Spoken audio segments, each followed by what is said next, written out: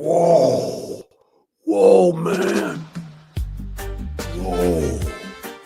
That's a double rainbow.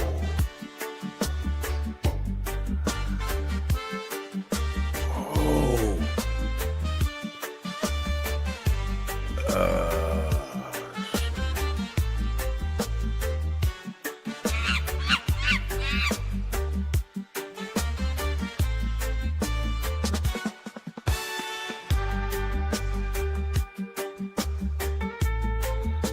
Let me see what's going on here. Something's fucked up with this camera. Not really sure what it could be.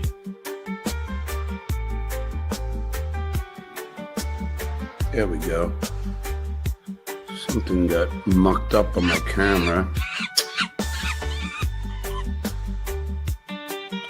You gotta love the...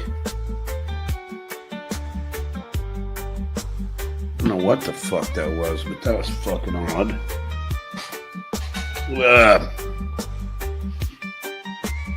Alright, let me see if this is working. Check, check, check, check. That's working. Let me get this working. That's working. Wow, that was bizarre. What the fuck's wrong with my fucking camera? Jesus. It's fucking weird. It's like that. I almost think I should clean it up a bit. This camera fucking fuck. Let's do it like this. Clean it all off there. And a little dry clean. There we go. Oh, fuck. It's the most I cleaned all week. Hey, how are you, everybody? Well, that was weird. Oh, wait. Let me put a bunch of L's in the chat so I can go along with the children. L.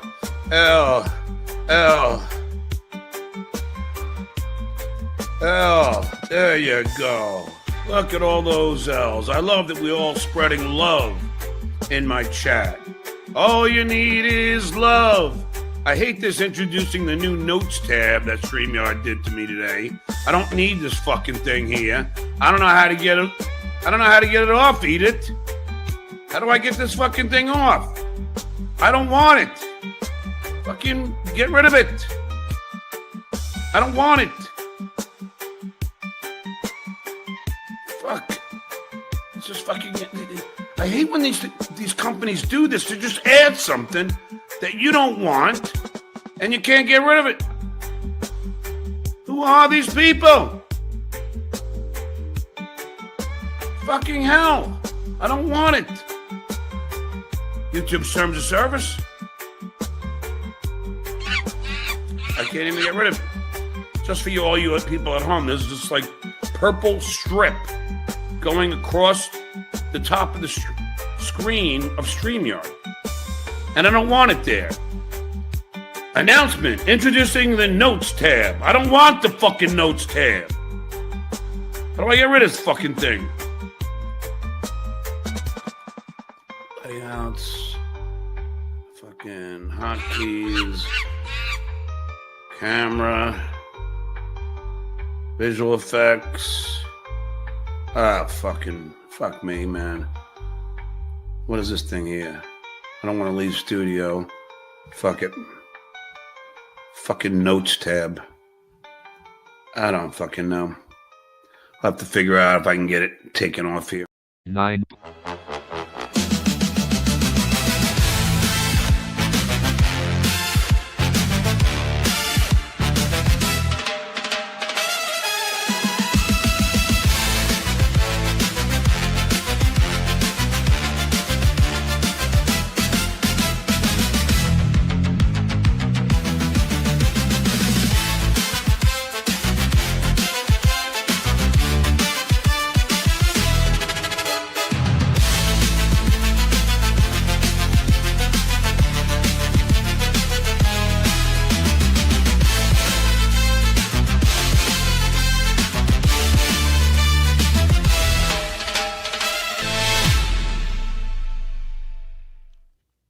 Welcome to Dabbleverse Live. I'm your host, Carl.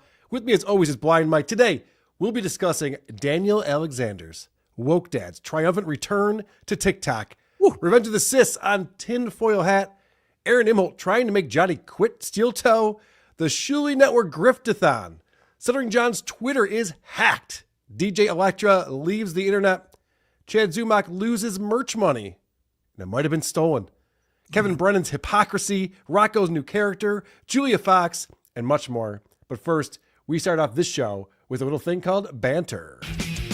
Now, to discuss the events of the day, banter is the way to reflect on events of the day. Call in Blind Mike Banter! Banter! What's up, Mike? How you doing, buddy? Oh, hello, pal. Good to see you again. Feels like it's been a while. I don't know why. I guess we were both here last week, but I don't know why either. But I noticed something happened this past week, and it happens from time to time. You and I have similar interests. Mm-hmm. We both had similar segments on our shows on WATP Saturday and then Blind Mike Project Sunday. We both covered the same Opie video and the same Joe Matarese video. What are the odds? That's how you know it's a slow week. What are the odds? I don't think it was a slow week. I thought those were both interesting topics. Yeah. And that's why I wanted to bring this to you for our banter section. I got an email this afternoon from one Joe Matarese. Oh, my goodness. Yeah, I know you're interested in this. He likes to email me and tell me what to leave voicemails about. Are you interested in this? Oh, that makes sense because I think Tukey mentioned this to me. He said, hey, did he mention anything in the first episode about bullying? And I said, no. And he said, well, somehow all the callers knew to call about that. So I guess it's just people emails. That makes sense. Yeah, so I'm on the email list. I'm sure he also texts all of his friends and family because those are the only people who call his show. Yeah. I did have Jim from Jim and Them call into his show, so I'm interested to hear if he makes the cut. Oh, here for anyone who calls, here's the thing we discovered on the segment I did this week. Mm-hmm. He reads a different number than is on the screen. Yes. I don't know which one is correct. So I guess, I don't know, call both if you want to get. So we did the same thing. So Jim called his number and it didn't go through. Yeah. The number on the screen is incorrect. Okay. The number he reads is correct. All right, gotcha. All right, so the email reads, hey, everybody. The new Road to Philly podcast is rolling, and I need your help with this week's topic. Podcast topic, what are the cons of living in Philadelphia or South Jersey? And then he gives us some examples here, Mike, in case we weren't sure. Yeah. Traffic, taxes, parking, property taxes, potholes, shore traffic, Eagles fans. Careful with that one. Isn't that cute? How many varieties of traffic is he going to list? Yeah, multiple traffic and multiple taxes, too. The traffic's not bad. What about the shore traffic? Oh, yeah, fuck that noise. I can't handle it. And I don't. People are going to call in and be like, if you want to live around Eagles fans, make sure you move here or don't or whatever. Like, I don't even get the implication of like, watch it with the Eagles stuff. Well, I think it's because Eagles fans are assholes, and everyone knows that. Right, but are people that live in Philadelphia going to say that? We're all pieces of shit. Remember, we threw the bat at Santa Claus? Not Eagles fans, but I'm sure Giants fans have moved there or something, right? It's annoying. I mean, I don't know if you know this, but my co-host at the Creep Off, Vinny Paulino, he's a goddamn Miami Dolphins fan. Really? Yeah. And he complains about the Bills fans. I'm like, asshole, you live in Western New York. What do you want? We're all Bills fans here. Go fuck yourself. I'm ignorant in the sense that I thought everyone I knew lived in the spot that they were born because none of them have done a podcast about it. So I just thought, everyone must have always lived where they are. You're wearing a fucking Yankees hat in Massachusetts right now and acting like this doesn't exist. It's a bit.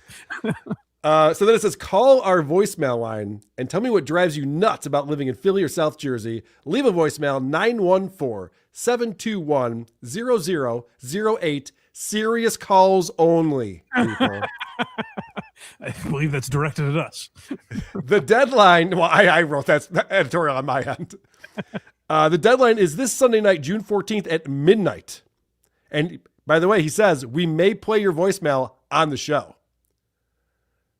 Not only will Joe hear it, he might play it for his audience as well. If I call at 12:30, you're not going to play my fucking voicemail, Joe? No, you missed the deadline. What's the point of that? Sorry, buddy. When you're recording. No. He's got to have a deadline. That's the deadline. If you can't get it in time, you're out. That's how that works. I'm not going to be awake for another 7 hours, but don't call. Yeah, that is a good point. So he tell his producer, like, just listen to the ones up until midnight Eastern time and then forget about everything else. Rules are rules. Right. If we don't have rules, what kind of society do we live in? Fair enough. So that's what's going on with Joe Matarese. He's also looking at that intimate show coming up, the 60-person. I forwarded you that email. Did you see that, Mike? Oh, I did. Yeah. Yeah. He's like all excited. He's like, you got to check out this stand-up show I'm doing. It's a rare show where it's a small room that I'm performing in. That's the only place I've ever seen Joe. It's a small room. Get your chance. If you've seen me at an arena, still buy a ticket. Because Right. And then he's like, if you ever wanted to see me work out material on stage or interact with the audience or tell stories about growing up in Philly, it's like, that's all you ever do. That'd be like getting to see Shane Gillis do the roast jokes at the garden, Right. you know? All right, another topic I want to talk about. Apparently, Cardiff talked to OJ, Obnoxious John. He did. He mentioned this to me. He's been bringing this up. And, Cardiff is a troll. That's why we know who Cardiff is. He started off by trolling everyone, especially me, part of the SJ Army. And so Cardiff's not a guy that I believe all the time. I think he's full of shit quite a bit. But he claims that he talked to OJ and that OJ was going to come back after a week or two. And then he saw that his good buddies, Rocco and Cardiff, were on a show with his arch nemesis, Blind Mike Geary. So ridiculous. It's so stupid. We're not enemies in any way. It's a one-way war he's fighting. How soft is this guy? He sees you there. He's like, what the fuck? Not on my watch. Yeah, it's so weird. Yeah, and also it's shitty to be like, to do that thing where you leave and guilt Tukey, where you're like, I didn't want anyone to know I was sick. Right. Like you make it's this melodramatic thing, and then you have a plan in your head already. Like, all right, I'm going to make him feel bad for about 2 weeks, and then I'll come back. Like, if that's true, so that was already orchestrated in his head that he was going to pout for a couple weeks and make everyone feel bad for him, and then come back. That's a great point. Yeah, what is that? What kind of girl shit is that? They'll be sorry. Frank, I'm sure he's very nice. I'm sure he's lovely to hang out with or whatever. Mm-hmm. He seems like an exhausting guy. Yeah. Yeah. They talked about how he likes to talk on the phone. He's not much of a texter. And I can tell you from experience, I have had multiple phone conversations with OJ. Oh. And not that there's anything wrong with that. But, phone conversations should be kept pretty tight, in my opinion. Few and far between. Especially when you don't know people that well. Yeah. Talk for 40 minutes on the phone. The last topic in our banter section, if you're keeping score at home, we're still in banter, is that Julia Fox is a person Mike and I followed on the old show, Who Are These Socials? And we also continue to follow her by going through her book on our crossover shows. If you're not part of Blind Mike's Patreon or YouTube or my Patreon or YouTube, we do these crossover shows where we listen to Julia Fox's audiobook, and it is fascinating. It's a treat. It's a treat. It's a real delight. And Mike used to bring us her TikToks, which are interesting. Now, full disclosure, I hate Julia Fox. I think she's an asshole. That's actually how it started. I think I heard you say you hated her once, so I went to her TikTok and I found that she's quite obnoxious on there. And hate's a strong word. I don't hate Julia Fox, but I find her wildly unattractive and her attitude sucks. Okay. So she just posted something. Ryan Rebalkin sent this to me. So thank you. Shout out to Ryan for sending this my way, because we might have something interesting coming up in the book we haven't gotten to yet. Now, Mike and I are 5.5 hours in on the audio book. She's still a teenager. We're looking forward to her dating Kanye. Naturally. She's gone chronologically. We're almost at half her life, and we're halfway through the book. Right. So we're looking forward to that. Now, this is interesting. This was posted by Say Tenny, and it says, Julia Fox revealed in a recent interview that she broke up with Kanye West in 2022 due to the fact that Ye was always telling her every day to eat his ass, that it makes him sleep, and she couldn't cope with that. She said, here's the quote, "Our relationship was kind of weird. I mean, I act weird sometimes, but Ye was just something else. I don't know if it's because he was going through a heartbreak from his divorce with Kim Kardashian, who he told me was his soulmate, and so he'll never heal from it. But every time we were in the bedroom together, he always told me to eat his ass because it makes him sleep well, even though sometimes I didn't want to have sex. Although I did it sometimes, I couldn't cope with that. I told him, I can't keep eating your ass. You need to find someone for that. So I think him and Bianca Censori Still together after 2 years. Plus, I actually think she has been able to match Ye's nastiness because I couldn't. So not only is she saying Ye needed me to shove my tongue in his ass every night, she's like, now this current girlfriend, Bianca, she's definitely a fucking dirt dog. We know what this bitch is doing. Brush your teeth, sweetheart. Is that hilarious? I think a couple things from hearing that. First of all, I love. I'll hit you all you want, buddy. You're okay in my book. I love that Kanye is using like it's taking an edible before bed. Like, could you eat my ass? Like, I'm just wide awake otherwise. If my ass, you know what? I blame my mom. She used to do it for me, and now I just need it. But also, on a disappointing note, does that mean we're not going to get to this in the book? If she's just revealing it in this article, yeah, I don't think she's going to talk about it in the book. Unfortunately, that's unfortunate. I know, because she doesn't reveal anything in this book. It's unfortunate that we're not going to get any real interesting details. It'll be great if we get to the end and the names Kanye West and Adam Sandler are just never mentioned. That'll be part 2. The book ends. Even if anything falls out, there's something. The book ends. She's 22 and a half years old. Like, what the fuck? That's pretty funny, actually. That she'd get us good. Yeah. I'm battling a cold, by the way. If people watched WTP yesterday, you might have noticed this. So I apologize for my even more than usual nasally voice and runny nose. I know. What the fuck? It's June. You all right? I'll be okay. Okay. Yeah. I'm pretty sturdy, as it were. Michael Jordan, this guy. Play through anything. That's right. I might have my best day ever. Supertip.gg/WTP is where you can go to support this program, participate in this program, and Venom Tony coming in, the first one. I am back, you fags. You thought Epstein files were going to keep me away? Not even that new Chris Hansen movie is going to make me go away. Chris Hansen, the devil in my maps community, trying to put in jail other innocent PDF files. Let them be. Why can't I be molesting minor blacks' booties? Just let me double team young boys with Lenny Dexter and Kragers. Wow. Well, that all seems harsh on many levels, but yes, I'm excited he's back. I'm very excited that he's back. Hello, boys. I'm back. Yes, you are, Woke Dad. We'll get to that momentarily. Doom is a real cunt for going after Hackrite and Elektra. Do better. Is that you, Mike? I don't even know that I necessarily agree. We'll talk about it. Okay. Carmelopolis. Surely the art studio is operational by now. Yeah, you know what? Have we got an update on the art studio, or should we tease that till our final segment? Do we have? Oh, we do have an update, right? Okay. Does he mention it in one of the videos? I think he does. Pontiva420 became a YouTube member. Thank you very much for that, Pontiva. We do 2 bonus episodes every single month, and I'm doing one with Dick Masterson coming up before the end of June. Voltaire, Carl, when you say Shuli has opened himself up to being labeled a lol cow, he's grifting to file a lol suit. I mean, come on, this is lol cow behavior. I think there's a major difference. And I don't know if I want to reveal that during our Chad Zumach segment or if I should talk about it now. Oh, interesting. I think the difference between a lol cow and what Shuli did is that people want to support Shuli. Shuli says, hey, who's with me? We want to do this thing. And hundreds of people say, I will. Yeah. And support him.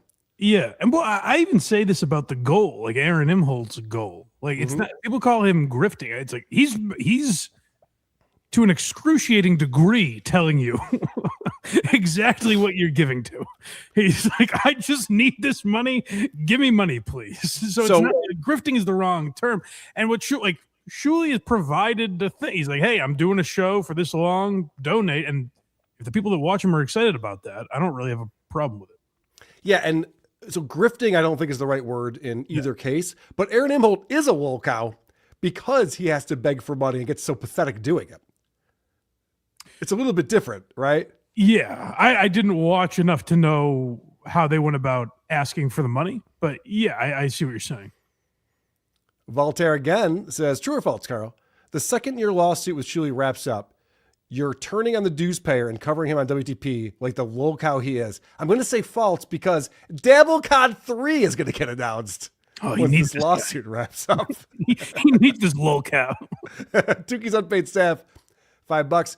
How dare you do a show with a puppet and a potato, Mike? Don't you know better? I know you can't see, but I'm waving my finger at you. What's wrong with them? They're all I've got. Well, that's Tuki left me. That's Tuki's unpaid staff right there that we're talking about. No wonder he's bitter. Makes sense. All right. So Revenge of the Sis, Royce and Mersch, they were on Sam Tripoli's show, Tinfoil Hat, recently. Yes. And I know this was covered, and you sent me the audio on Spotify. It did just launch on YouTube, so I have the video. Oh, okay. Yes, I heard Cardiff talking about it the other day. That's what tipped me off to its existence. Yes, I did too. Cardiff was quick on this one. And so the Dabbleverse gets brought up, and rightfully so. The ROTC definitely has a role in the Dabbleverse. So let's see what they're talking about here.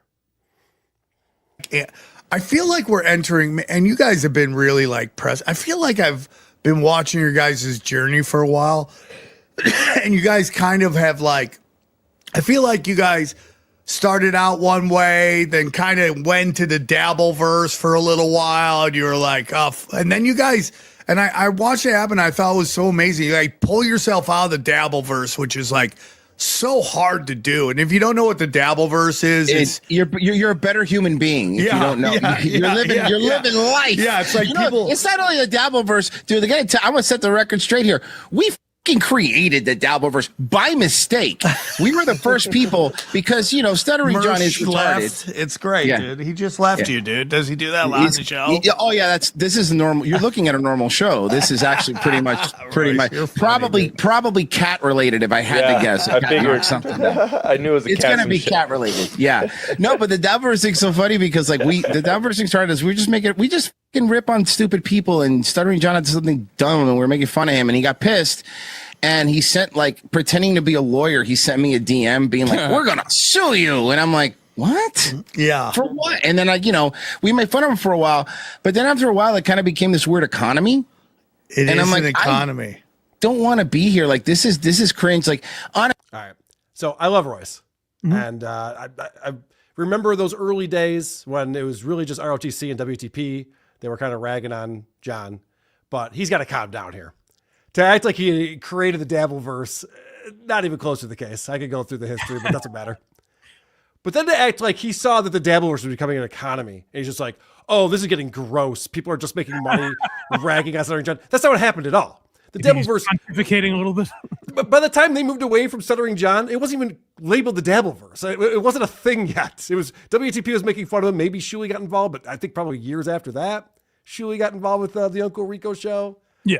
So it's silly what he's saying. It's well, there's a conflict in my mind because this comes up a lot on this show in particular, where people will comment on the Dabbleverse. It's one of the most ongoing trends in the Dabbleverse that we're talking about. This person doesn't like the Dabbleverse. This person's leaving the Dabbleverse. Whatever. Yeah. It's in a very insular world, and a lot of people talk about how much they don't like the Dabbleverse. I think they're talking about specific people. I think whoever Royce has in mind, if he was like, these three guys do this, I would probably be like, oh yeah, they do.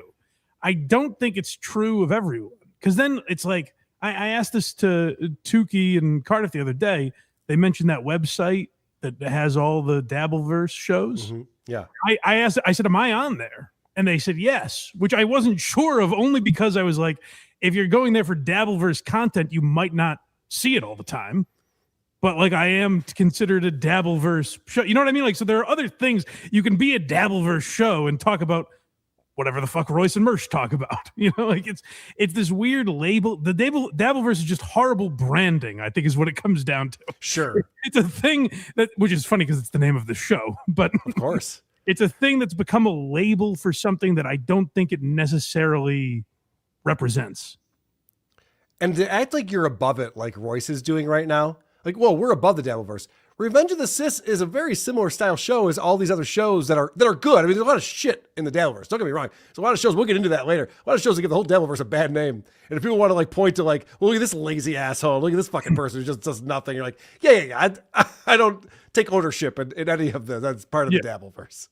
Well, I guess that's what I mean is because I would say my show is similar to ROTC in nature. Except for, I guess I don't get into politics, but the general idea of it could be considered similar. So that's why I was like, wait, am I a Dabbleverse show? And they're not. I didn't really understand where the line was drawn and all that. Right. Honestly, look, here's what I call it. And no offense if you're into the Dabbleverse, but this is my opinion. The Dabbleverse is basically just like a whack bag retirement home. It's if you don't know what that is, it's O&A fans go and retire to the Dabbleverse and go away into the Oh God! And then today I have to hear 20 years later how an Opie jumped on a homeless guy's kick. I go, I know, but have you seen Opie now? He's not doing well. He's not doing well. Anthony's crushing it. Is that though. what Chad's all up in that, right? Chad's trying so Yeah, hard to shit. get I out? was gonna say shout out to your boy Chad. I know, dude. Chad went to Mersh's house. I saw that. I'm like, what are you doing, dude? What are you doing? That was funny. So Sam Tripoli's an interesting character in all this. He's been pontificating on the Dabbleverse lately. I know you played the clip. I think I did too. And he only knows it through the lens of Chad Zumock and Kevin Brennan. Yeah. So he looks at it and he just goes, okay, this is what the Dabbleverse is. It's MLC and whatever Chad thinks he's doing. Mm-hmm. And I love that Royce and Mersh both act like they're above the Dabbleverse. They did a show with me, a live show down in Largo, Florida, like in 2022, 2023, I don't even remember. But years after they claimed that they were too good for the Dabbleverse and it was gay and they wanted nothing to do with it. So, Well, Mersh is like very much part of the. Doesn't he get into all those subjects? I see him clipped a lot on all those. Mersh is clipped by every Dabbleverse clipper. So Yeah. yes, he's very much part of the Dabbleverse. So it's funny when he acts like he's above it. But all right, let's get more into this interview with Sam. Interesting is the Dabbleverse is like, it's just got enough autistics to keep it going. And all you need, autistics just drop money, dude. They're like why OnlyFans is doing well. It's like all these guys are just making these super chat money. This is another thing that I see a lot of people who are on the outside looking in, especially when you watch MLC. But if you watch the Shuli Network as well, you watch these shows and you go, what the fuck? Look at how much money they're making on these episodes. And so you have to put down the people who watch them. You know, this is one of the things that Hackies does, you know, Rocco's new character. Sure. Like, oh, That's people wanna Rocco? people want to give money. Yeah. Can you believe it? People want to give money to these people that I don't find all that interesting. They must be autistic or they must be low IQ or whatever it is. It's kind of funny because I think if Sam like switched the argument or like fully understood it, I think I'd agree with him because he'll go into like, oh, well, Kevin Brennan's like the one show that's killing it. Yeah. To me, it's the model that kind of ruined a lot of these shows. Yeah. Where, as I always say, it's turning on the ATM. It's like, let me just sit here and look at the super chats and read them and put someone on the screen and call them an asshole. I'll never forget, like, an example that comes to my mind. There's a lot of other ones. Is Felicia Gillespie, who I always say is awesome and we love her because I don't like my channel getting struck. But when she was trying to get her watch hours up, and she'd literally just sit there in her car or something and just stare at the screen, and people be like, "What are you doing?" She's like, "Just get my watch hours up." It's like, holy shit! All these fucking assholes watch Kevin Brennan, and they think as soon as I'm monetized, I'll just make $250,000 a year, live on Easy Street. And it's like, do something interesting. People will watch you for double the hours, triple, Right. it's Yes. 10 times more. Yeah, more people will watch, and then you'll get there quicker. And God bless him. I'm super happy for him, but it's like it's a hard thing to get out of. You make just enough money that you can pay your bills, and some people are crushing it, like Kevin Brennan's crushing it. But like a lot of these guys are just making enough money that they can't leave. Yeah, it's kind of like when a pimp like keeps you hooked on drugs and you always kind of owe the pimp money. You know what I mean? So you can just never really leave. Yeah. Yeah, dude, it's very weird. And Chad always trying to bring me on there, and he'll call me like just wanting to talk, and then he's like, "Hey, I'm live on my show." I'm like, "Bro, you gotta tell me that." So funny. Okay. That's funny. First off, I think Sam's point is a great point. I think there are a lot of shows that struggle with the, do I really want to do this type of show? But I have a big enough audience. I'm making some money. Like, this is Chad Zumock. He's stuck. Oh, I think he named the biggest culprit of this because he's like, well, Kevin's killing it though. But Kevin is stuck in this thing of like, he'll never return to stand up. He'll never write anything. He's not a creative, interesting guy anymore. He just says, let me read super chats for money because he's doing well at it. So he can't leave. Like now anything else would be crazy because he made enough money to be like, okay, I guess this is what I do now. And anything else would be a loss. And he surrounds himself with idiots and has to be streaming for hours and hours a day in order to maintain this. So he's put himself into his own little prison here on what he has to do for his show. And maybe he's enjoying it. Doesn't seem like he is. Seems like he's fucking miserable and losing his mind. I'll say this too, because a lot of people like Shuli's name would probably get up here. And that's a very he focuses. I know they talk about other stuff, but I think just peripherally, you would look at that and be like, well, he only talks about Stuttering John. It actually might be the most Dabbleverse show, Uncle Rico, in a way. Yep. So like, you could look at that and say, well, oh, Shuli does the same thing. But I will say, like, when I've watched Shuli's show, they're having a fun time. It's a lot of super chats. But other than that, they seem to be having fun and actually enjoying what they're talking about. They have jokes. There's production involved. Like, it seems like much more to it than just being like, all right, what is Cardiff's Gay saying? Right. Thanks for the $3. He says I'm an app. All right. Like, yeah. I don't know what any of that is. I think the point that Sam made, though, people who are just making enough money that they kind of keeps them going. I think Chad falls in that category, and that's why he's saying that, because he knows that from Chad. He even brought up the example after saying that. Chad will call me, and I'm on his show. I don't want to be in this stupid show, you know? Yeah. But I think Mersh might fall into this category as well, because Mersh, you know, doing his night show that he does. I don't know what it's called these days. Nice Wave, I think it's called a Night Wave. Oh, okay. Yeah, he's turned the other cheek. Rebrand. It is. It's good branding. But I think Mersh, you know, he's got the super tip on there, and he likes to get involved in the Dabbleverse and have these feuds and rivalries that keep people interested in what he's doing. So it's interesting that he brings that up to these guys. He thinks that he's having a different conversation. Like, these guys are above it. They're killing it. Whereas I don't think that's the case. I think that Mersh is very much involved in the Dabbleverse. Yeah. And I think like ROTC has done a good job at separating themselves if that's what they want to do. Because I don't associate one with the other necessarily. But yeah, Mersh seems very, very involved in it. Although I don't know, maybe there's an element of like Mersh.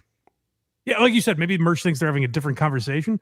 Because I've never known Mersh to be like, oh, I'm not in the Dabbleverse. So it is weird that he's having this thing where he's Mersh has definitely said he's not in the Dabbleverse. Really? And he said that he's going to crush the Dabbleverse. I mean, Mersh has made a lot of weird statements. Well, doesn't he like, maybe I'm judging just on seeing clips, but isn't a lot of his show like talking about Karmic X or Ethan Ralph or a lot of these people? Yeah, of course. Yeah, okay. So yeah. All right, last clip from Tinfoil Hat. Also, this is now going to get clipped, so have fun with that. Because now this is going to get clipped by Dabbleverse clippers. I love it. Because they're going to flip out. Wait a second. Then somebody in the Dabbleverse is going to comment on the clipped clip, and then they're going to clip their clip. Yeah, it's and then it's I don't just know, a multiverse of clippings. For me, it's funny because I don't get as Mersh was definitely more involved than I was towards the later end, and I would say I was always telling him it's like. It just feels like a lot of people with gray pubic hair acting like teenagers, and I don't know how to handle that situation. I don't know. Yeah, you guys were like, you were in there, and then you pulled yourself out, which I thought was very impressive.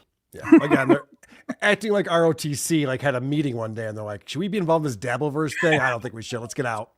Probably not. But I loved wait. Royce's point right there, where he goes, it's a bunch of guys with gray pubic hairs acting like teens. We've seen that this week with the DJ Electra shit. It just seems like a bunch of old guys with these like fucking weird love triangle bullshit, catty nonsense. You think it's childish to be like, you said you love me. No, I said that I like you. I said I had a crush on you. I didn't use the L word. What's wrong with you? What are we doing? It's so weird. But so I thought Royce had a brilliant point with that. What else were you going to say? Oh, I just thought that if they think it's funny that we clipped them, imagine their comment on me talking about a clip of me later. What they'll do. It's kind of where we're at right now. Speaking of clip reaction shows, an interesting thing happened this week with the Ethan Klein versus Denims case. Ooh. And Ethan Klein put out bait. He put out a video about Hassan Piker that he knew that the Hassan Piker orbiting people would want to play that video, and the people from the Reddits that don't like Ethan Klein would push people to the people who are playing his video rather than let Ethan Klein monetize on his channel. Anyway, he's pretty much won against Casey Tron and Frogan, but the case that he has against Denims just got ruled upon. It's not the final ruling, but the judge came out and said, this is fair use. She's transforming the content, and actually cited a lawsuit Ethan Klein had back in 2017 when he was being sued for copyright infringement. And he said, no, this is fair use. And Ethan Klein won that case. So it's very interesting to see that Ethan Klein's won a case on fair use, and now looks like he's going to lose a case on fair use. Well, that's big.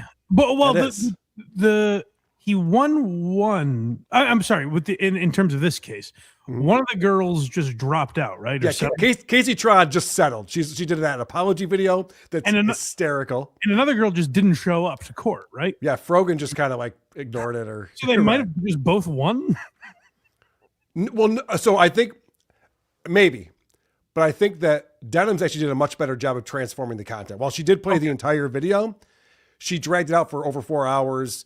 She was taking Hassan's side on things, explaining why he's wrong about Hassan. Like, that's the stuff you have to do when you're watching a video. Set it up for a different audience. That's good. This is a good win I think this is a good win all around. You know, I agree. He gets to embarrass a couple of them and drag them through the mud, but it is decided like, hey, you're allowed to watch clips of people if you're commenting on them. Like that is allowed. It's not, even if you don't like what they're saying about you, it's allowed. Correct. So I thought that was really good for us. It reminds me of the Brendan Shaw versus Unique lawsuit, which I think is still ongoing, right? I was about to say, I guess it's still going on. Jesus Christ. But I love to see the judge ruled like, no, this is fair use. And I hear Lucy talk about this a lot. Lucy does Dabbleverse. Judges don't want to create case law. They're very scared of like being the court that decides like, from now on, we rule on this way. Right. So for the most part, when it comes to fair use, and especially like the way it's working on the internet now, there aren't a lot of judges who want to be like, nope, you're using this percentage of the original content and not talking about it enough, therefore it's copyright infringement.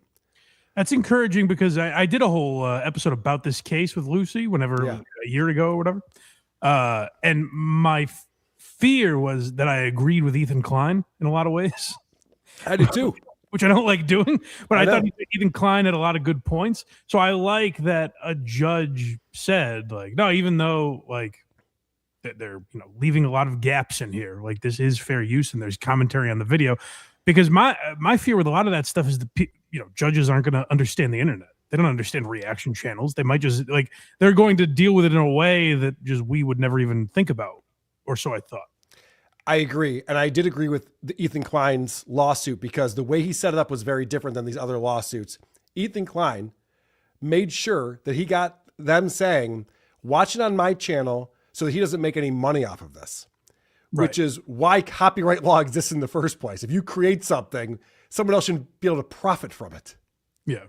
And I thought that the fact that he got them saying in the subreddit, on their videos, just watch it here so he doesn't make any money. It's like, oh, that's damning in this. It'll be funny to watch the other two girls consider this a win and take like a victory lap. Like based on the little I watched them, it feels like they're the type to be like, no, we beat Ethan Klein. It's like, well, right. Yeah, not exactly. So anyway, I just thought of that now. Quick update on that. Speaking of lawsuits and lawfare, Stuttering John was at the Hollywood show. I just have a quick clip from that. Someone walking up to him at his booth and talking to him about his movie, One Too Many. Have you seen this yet, Mike? John bragging about his movie? I don't think so. Oh, is this the Coors can? No, this is not the Coors can. This is the same event, different guy. Okay. All right. This is a braggadocious John here. Here, Hollywood show. Stuttering John, he's on his way out, but here he is at the Hollywood show. And when did you do this movie? And it's produced by National Lampoons, which is awesome. Yeah, I wrote it and starred in it with Jeffrey Ross. So John is holding up his DVD of One Too Many, a movie that I know he's not proud of. I know he said many times it's not great. I had a small budget. It's my first movie. He's made a lot of excuses for it. But now with encountered by one fan who he thinks is loving this, he explains all the virtues of it. Produced by National Lampoons, which is awesome. Yeah, I wrote it and starred in it with Jeffrey Ross, the Roastmaster General, and Bellamy Young from Scandal, with cameos by Mark Cuban, and then Jim J. Bullock is in it, and Hudson Light from Xena Warrior Princess, and Sandra Taylor, the Playboy Centerfold. What a cast. Yes, and it was a great time, and and I was able to sell it to National Lampoon. So Wow, that's so cool, man. Yeah. And Jeff Ross, the roast master. I he just love steals him. it. He does every time, man. Steals it. Every There he time. is, as Ernie. Oh, nice. Thank you so much, John. All right. Take Appreciate care, it, brother. my Thank I like that he goes, and Jeffrey Ross goes, oh, he steals it. Yeah, the time when he has a beer on the treadmill, really good stuff.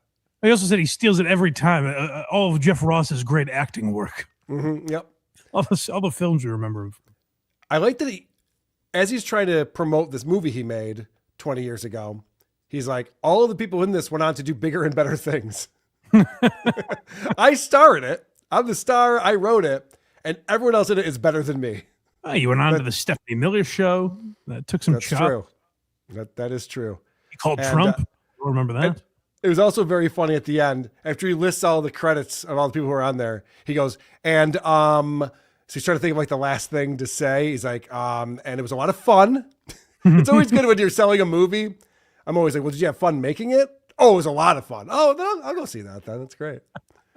And then he goes, oh, and then I sold it to National Lampoons. Yeah, the guy already said that when he came up to you. He couldn't think of anything else to say. That's nice, though. John thinks there's some buzz out there for the DVD of One Too Many. He also claimed he was going to get paperbacks of Easy for You to Say, his book. I don't know if he ever did that. Damn. I feel like that'd be a waste of time. John was hacked. His Twitter was hacked. People were getting DMs from him trying to sell shit to them. Oh, no. Yeah. So the Duke of Orozco Boulevard in Dabbleverse Anonymous has updated us on this because I can't see John's Twitter, but some people can. And it says, I apologize to all the people the hackers sent a DM to. As you might have guessed, my account was hacked. I'm back up and running. I'm sorry for the inconvenience. And he also says, happy 100th birthday to my dad in heaven. Oh, that's sweet. Now, how does that work? Do you celebrate your 100th birthday in heaven, or do you start over when you get there? You know what I mean? Yeah, you still doing birthdays up there? I would imagine not. Probably not, yeah. Because he's looking down on all his son has achieved, and he says, that's nice. He took a break from all his work to celebrate me. I've watched John argue about religion and Christianity specifically so many times. You fucking idiots think there's a place in the sky you go to after you die. You guys are so dumb. Hey, Dad, I'm glad you're in heaven. Hey, happy birthday. It's funny to think the idea that John's dad's been watching him the whole time. Right. Yeah, that would be terrible. He's not like, good Lord, what's happening to you, boy? That's the one guy he should block. It's out of sheer embarrassment. I'm not going to want to see any of this. Yeah. As you know, my father passed about a year ago. And I promise you, I will never talk about him being in heaven because he converted to Judaism. And Jesus just ain't putting up with that bullshit. There's no way he's in heaven. That's true. So it's not how that works.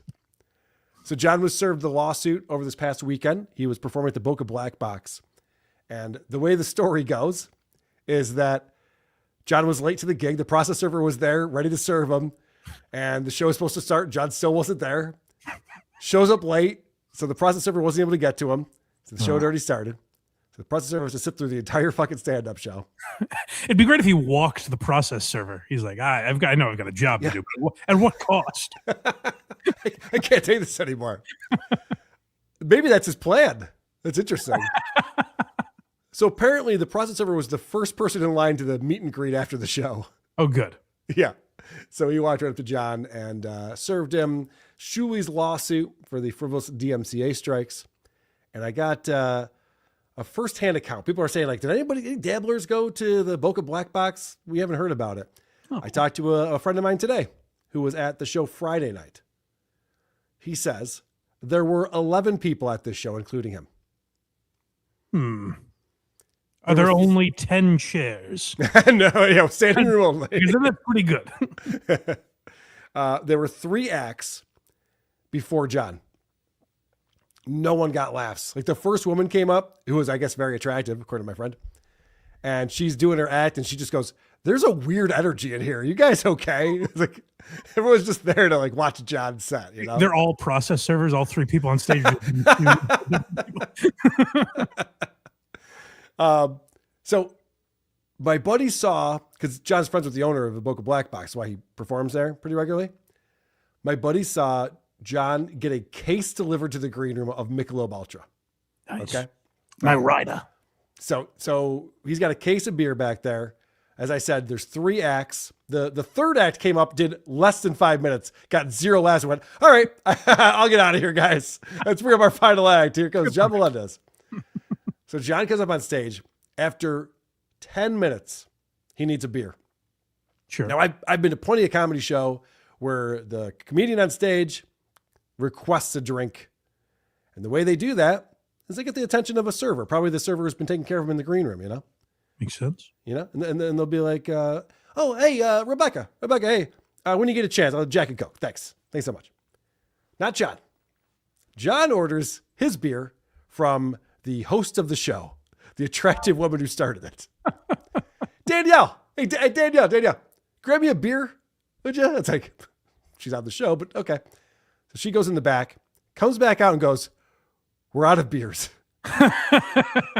The case of beer was empty. It looks like a bear got to them. Do you know an animal back here? So the beer's not there. The owner calls back, well, we'll send some more beers. So the owner had to scramble and get some more beers for John.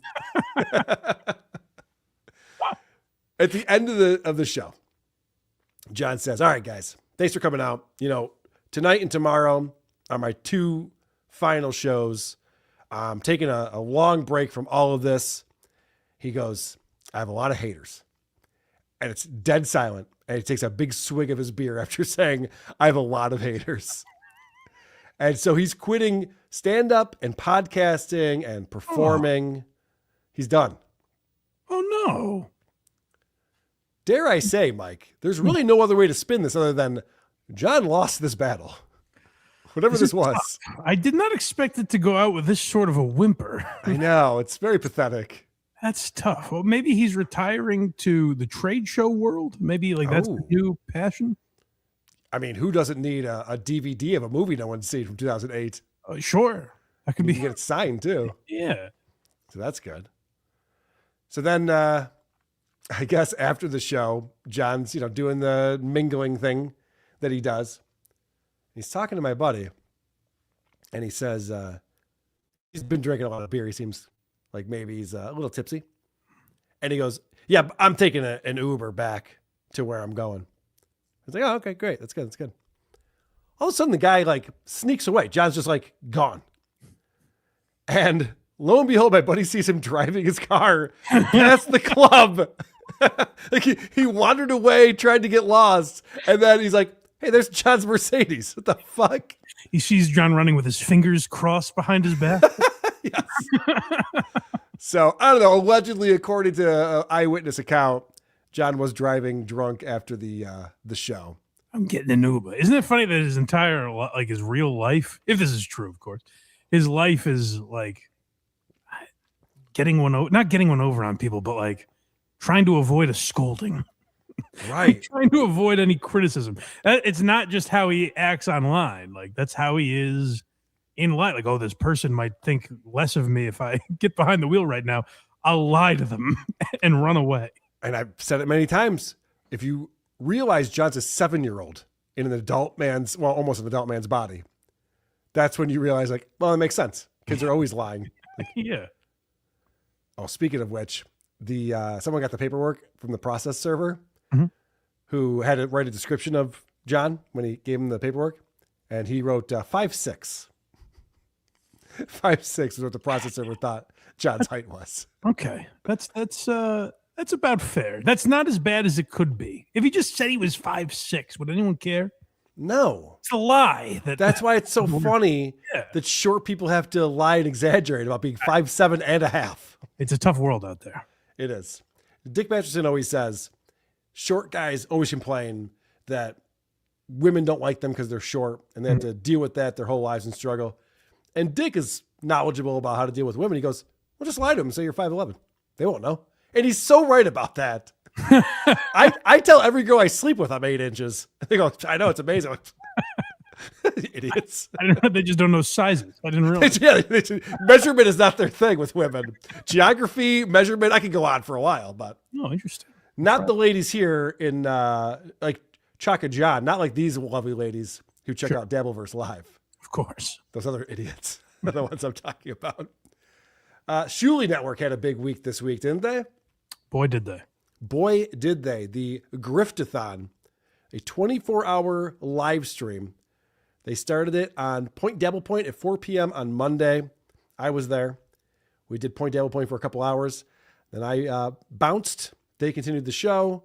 I came back at 9 p.m. with Eric Nagel and Anthony Cumia, and we did a Wonder Years Opie and Anthony segment. Did you catch that at all, Mike? Did I catch the Opie and Anthony segment? Yeah. No, I didn't. It was great. It was up against BTH. True. That is a So good there point. was a radio war happening. We were talking about it, and we were planning a bra bombing of your guys' studio. All right, well, stop being behind the paywalls. That's true. You're right. It was a Monday prime time. Yeah. I didn't make the schedule. How did they do it? Were I assume not all four of them or three of them were on screen the entire time, right? Was Shuli on the entire time? Oh, so for the 24 hours. No, Yeah. there were times, I think Shuli was on the entire time. Like they would leave to use the bathroom or something, but it's not like anyone left and took a nap.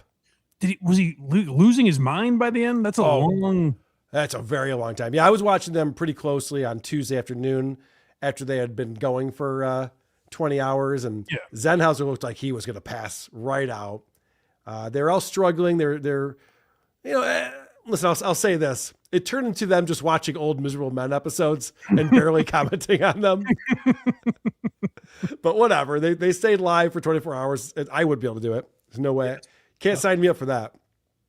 The important thing is that the goal was to raise the additional money they needed for the lawsuit with Stuttering John.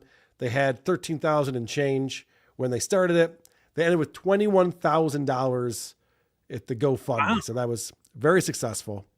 I'll say this. I did a goal episode where I ranted and raved about the goal for about 5 or 6 hours, and I was wiped. So to do it for 24 is pretty impressive. It's a lot. And there was a lot of content. It wasn't just them doing nothing. I checked in at nighttime, overnight, early morning. They were constantly watching clips and doing things. So it wasn't just we're going to sit on our hands and wait for you guys to give us money. Yeah. I'll give them that. They also, I'm sure, made a ton of money in the super chats and super tip, and of course, what do you call it? Memberships, gifted memberships. So it seemed like they did very, very well. And the person who's taking the credit for that is, of course, Hacky. Oh, good. He deserves a little credit. Hacky is the one who's really riling up the fan base for the Shuli Network over there by calling them all out. And so the Shuli fan base is like, oh yeah, Hacky, we're all fucking losers. Watch this. Here's even more money, Shuli. Take all my money. Hacky's greatest achievement.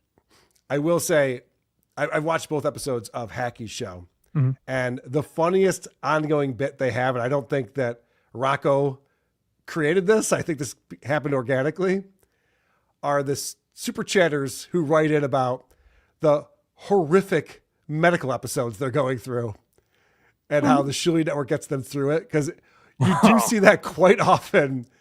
It's like, my dog just died. My mom had a horrific car accident. I've been in the hospital for 3 weeks. The only thing that's got me through it is the Uncle Rico show. So thank you guys for that. Very beautiful that all those people would have all those stories and be so public with them. Yes. Well, that's one of the funnier bits that's going on. Now, in Hacky's second episode, Shuli actually called into the show and gave Hacky some advice. I thought I'd play that for you here. A showdown. I said, buddy, if you want to maximize views, you got to do a few things. Number one, you embrace AI. Make sure all your packages and songs have as much AI as possible, buddy. That's got to a good do idea. That's a good tip. Let me write that one down. Yeah, to get a pen out, buddy. Write it down. Number two. Hey, listen, but more listening, okay? Number two is be topical, buddy. Listen, try to do bits on Jerry Lewis and Liberace. It really connects with the fans, these fucking morons. Jerry Less. Yeah. We're getting a little close to home for my liking. Rod, these are gold. Keep going, Julie. Keep giving me the secrets to your comedy wisdom.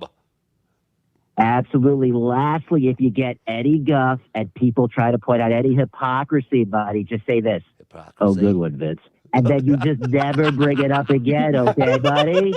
That was fantastic. Can you give us another good one, Vince? I mean, listen, Vince is just a scumbag. What can I say? He's the type of person that just really fucks up a show. But listen, I'm going to skate out of here. I got to prepare for my 24-hour show. Can you give us a little? Can you give us a little tease of what we can expect on the 24-hour Griftathon? Yeah, it's going to be something like this. AI, some horse shit. Okay, buddy. Have a good night. Bye-bye. All right. See you later. Shuli Egar, everybody, the king himself. That really sounded like Shuli when he said, good one, Vince. That was really good. He's never quite able to keep the hacky voice. No, the hacky voice is a struggle for him, but I don't know if you know how hacky came about. Apparently, apparently Rocco was trying to order a backup Tukey and got sent this purple puppet instead. Mm-hmm. So he's like, all right, well. It's amazing if you hear Rocco talk about the saga of trying to acquire another Tukey. I'm amazed at how long it's taken. The inventor of Tukey has been a real diva. It's been very difficult to get a hold of that. So it's a fascinating tale he has spun. Yeah, it's surprising. Like Lockie was the most talented artist in the Dabbleverse, in my opinion, who created our Wheel of Consequences. And so, I mean, the Shuli puppet, so many different, almost all the puppets, like the Little KB and friends that they did at Hackamania, Hackamania 2. What's Hackamania were we on? 3. Amazing artwork. And apparently he was going to make a Tukey, and it's very difficult because Tukey's so specific looking. You can't have it be a wonky looking Tukey. I understand. I'm a guy that can't see. Yeah. So maybe I'm biased here. If it's a different puppet, does anyone really give a fuck? I think you'd get used to it, right? I think we'd all move on with our lives. I think if the guy talking sat in front of the fucking camera, we'd all adjust to it. I don't know if the puppet's necessary. A while back, I tried to invite Rocco onto my show many times. I'm like, just be Rocco. Yeah. And he's like, no. People like Tukey. Like, all right, that's fine. I mean, you can be Tukey. But I did that too. And he's like, people need Tukey. And I'm like, all right, whatever. I mean, honestly, if it was the 2K puppet, but it was Rocco doing it, I'd be fine with it. It's like, yeah. Just need the voice and the wit. I'm good. All right. Supertip.gg/WATP. We still have Steel Toe coming up. Holy shit, Steel Toe this week. Unbelievable. We still have DJ Electra to talk about, Chad Zumach, Kevin Brennan, and then, of course, the return of Woke Dad. Very exciting. So much to get to. Anonymous coming in. I was going to join Woke Dad's map club until I realized it didn't involve cardiography. I think it's cartography. Cartography, yes. I thought he's going to a heart doctor. Good point. Well, I don't know if is that how you get to a heart doctor? Through cardiography? All right, Labyrinth Mystic. Having recently suffered a self-inflicted head wound from listening to some of the lesser shows, I am thankful for Dabbleverse Live to keep me going. That's what we're here for, Labyrinth Mystic. I'm glad you're here too, buddy. Chelino67, on the anniversary of when John made that joke about you using your dad's sickness, I declare that was a funny joke. Get a sense of humor, Carl. Shaking my head. Yeah, both your dads are dead. Let's all move on, you know? True. XMMMMM212. As an unbiased review show of the Dabbleverse, I'm looking forward to hearing your thoughts on #Shuli News segment by former guest host Aussie Guy. Have you seen the Shuli News segment? I saw. I assumed it was like an old clip that popped up or something. We're still investigating whether or not Shuli knew about the ISO. So here's what happened, because I was watching this myself. They were watching a clip of John declare something's going to happen on August 12th. Mm-hmm. I can't remember what the thing was, but he was predicting the future. He's like, on August 12th, something's going to happen. And as Mike Morse and the gang are watching that, they go, August 12th? Well, what the fuck? That's the date we found out about ESO, because that was the date that his wife or ex-wife posted on Facebook about it. Okay. And I think Frog was in the back going, yeah, isn't that a wild thing? August 12th that happened? But Shuli claims they didn't know until after DabbleCon 2, and DabbleCon 2 was the 16th and 17th of August. Oh. So then it turned into this thing. It's like, well, hold on a second. You guys did know before DabbleCon 2. And then immediately after DabbleCon 2, Shuli came out with the video going, I just found out ESO was arrested for having CP. I remember. It's devastating. Very dramatic. Right. So it was a good find by Aussie guy. I don't know if the Shuli Network has issued a response yet.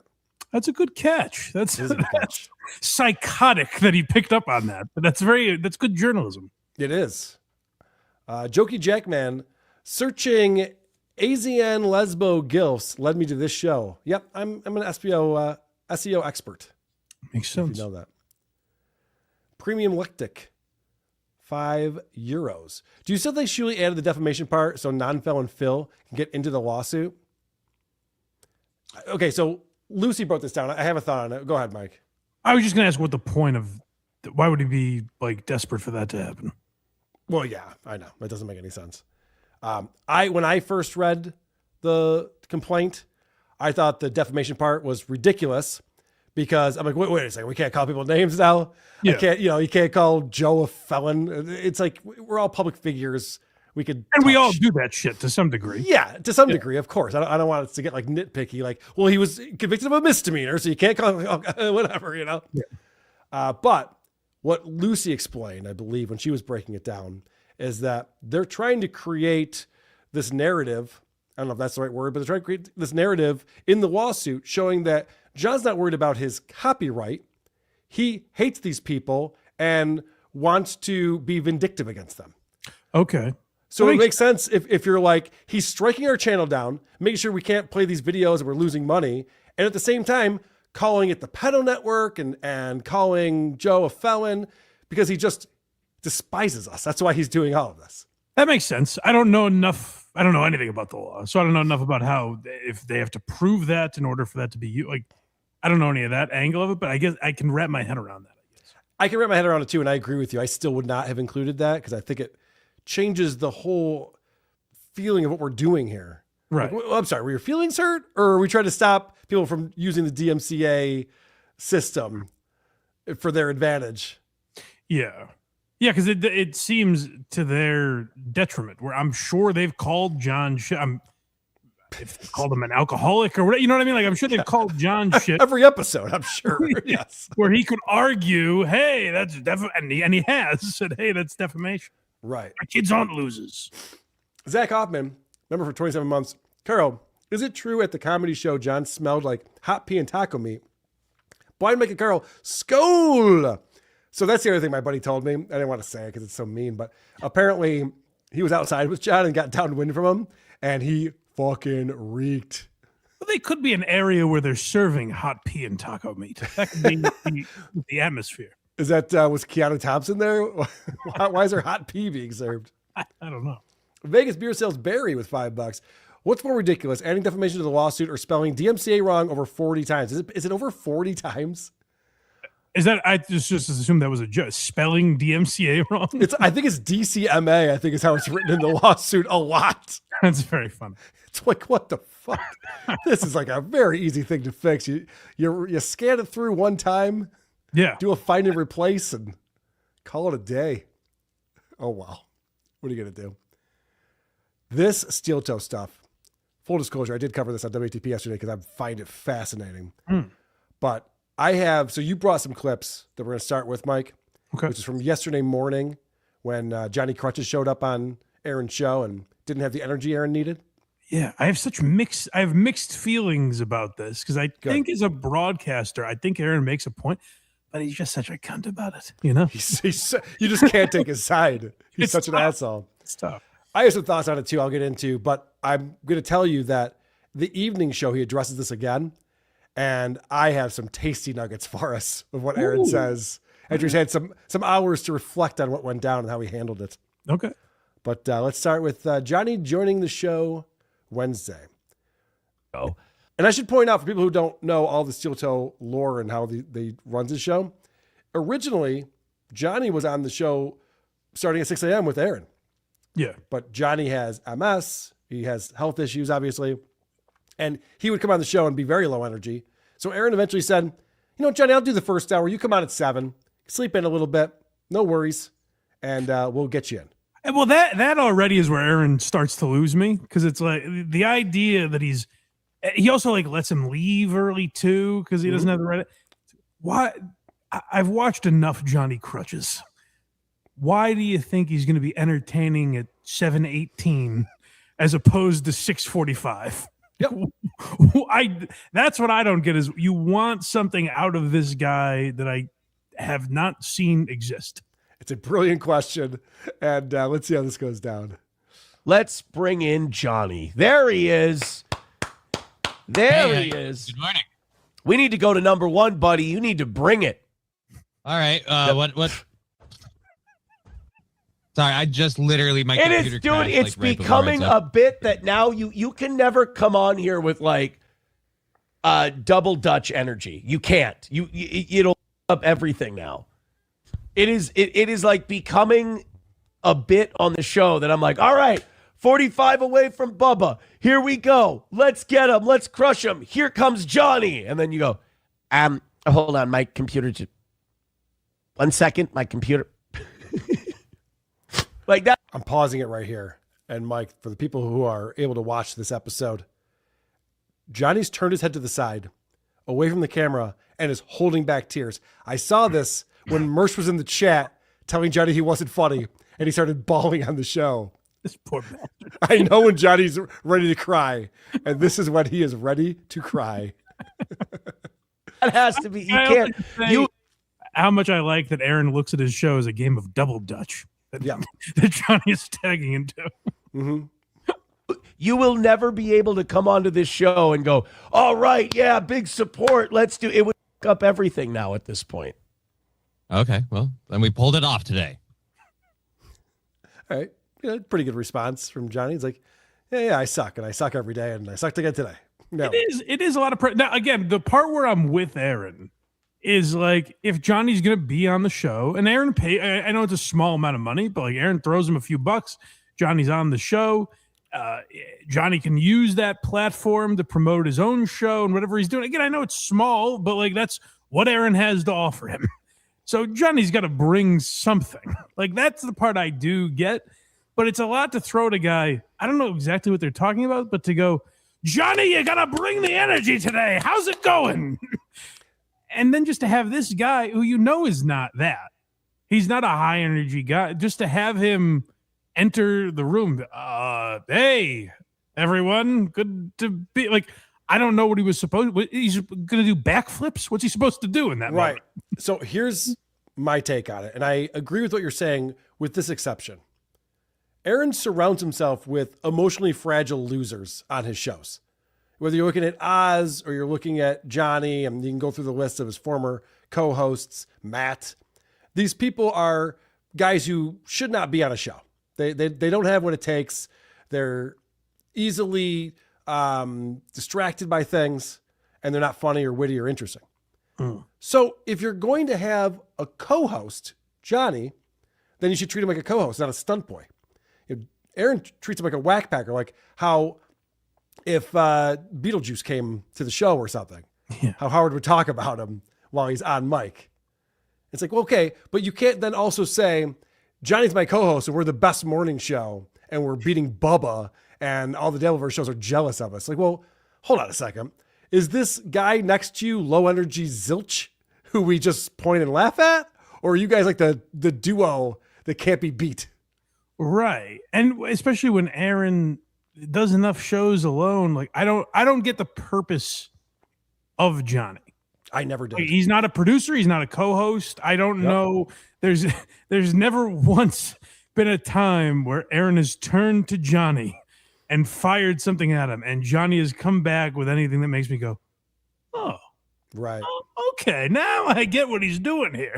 Like there's not been a single moment of me understanding his purpose in the time I've covered this show. I give it the lowest bar possible, and he still could not get over it. Yes. It's crazy. And you talked earlier about the money thing. So he makes $50 for the entire 3 or 4 hours that he's on, which I think it comes out to minimum wage or somewhere around there. But to John, I would say either do it or don't. No. And I agree with that. However, the reason why I brought that up is because I didn't pull these clips. It's just too much. But Aaron was going on and on about how he's the only one who pays people.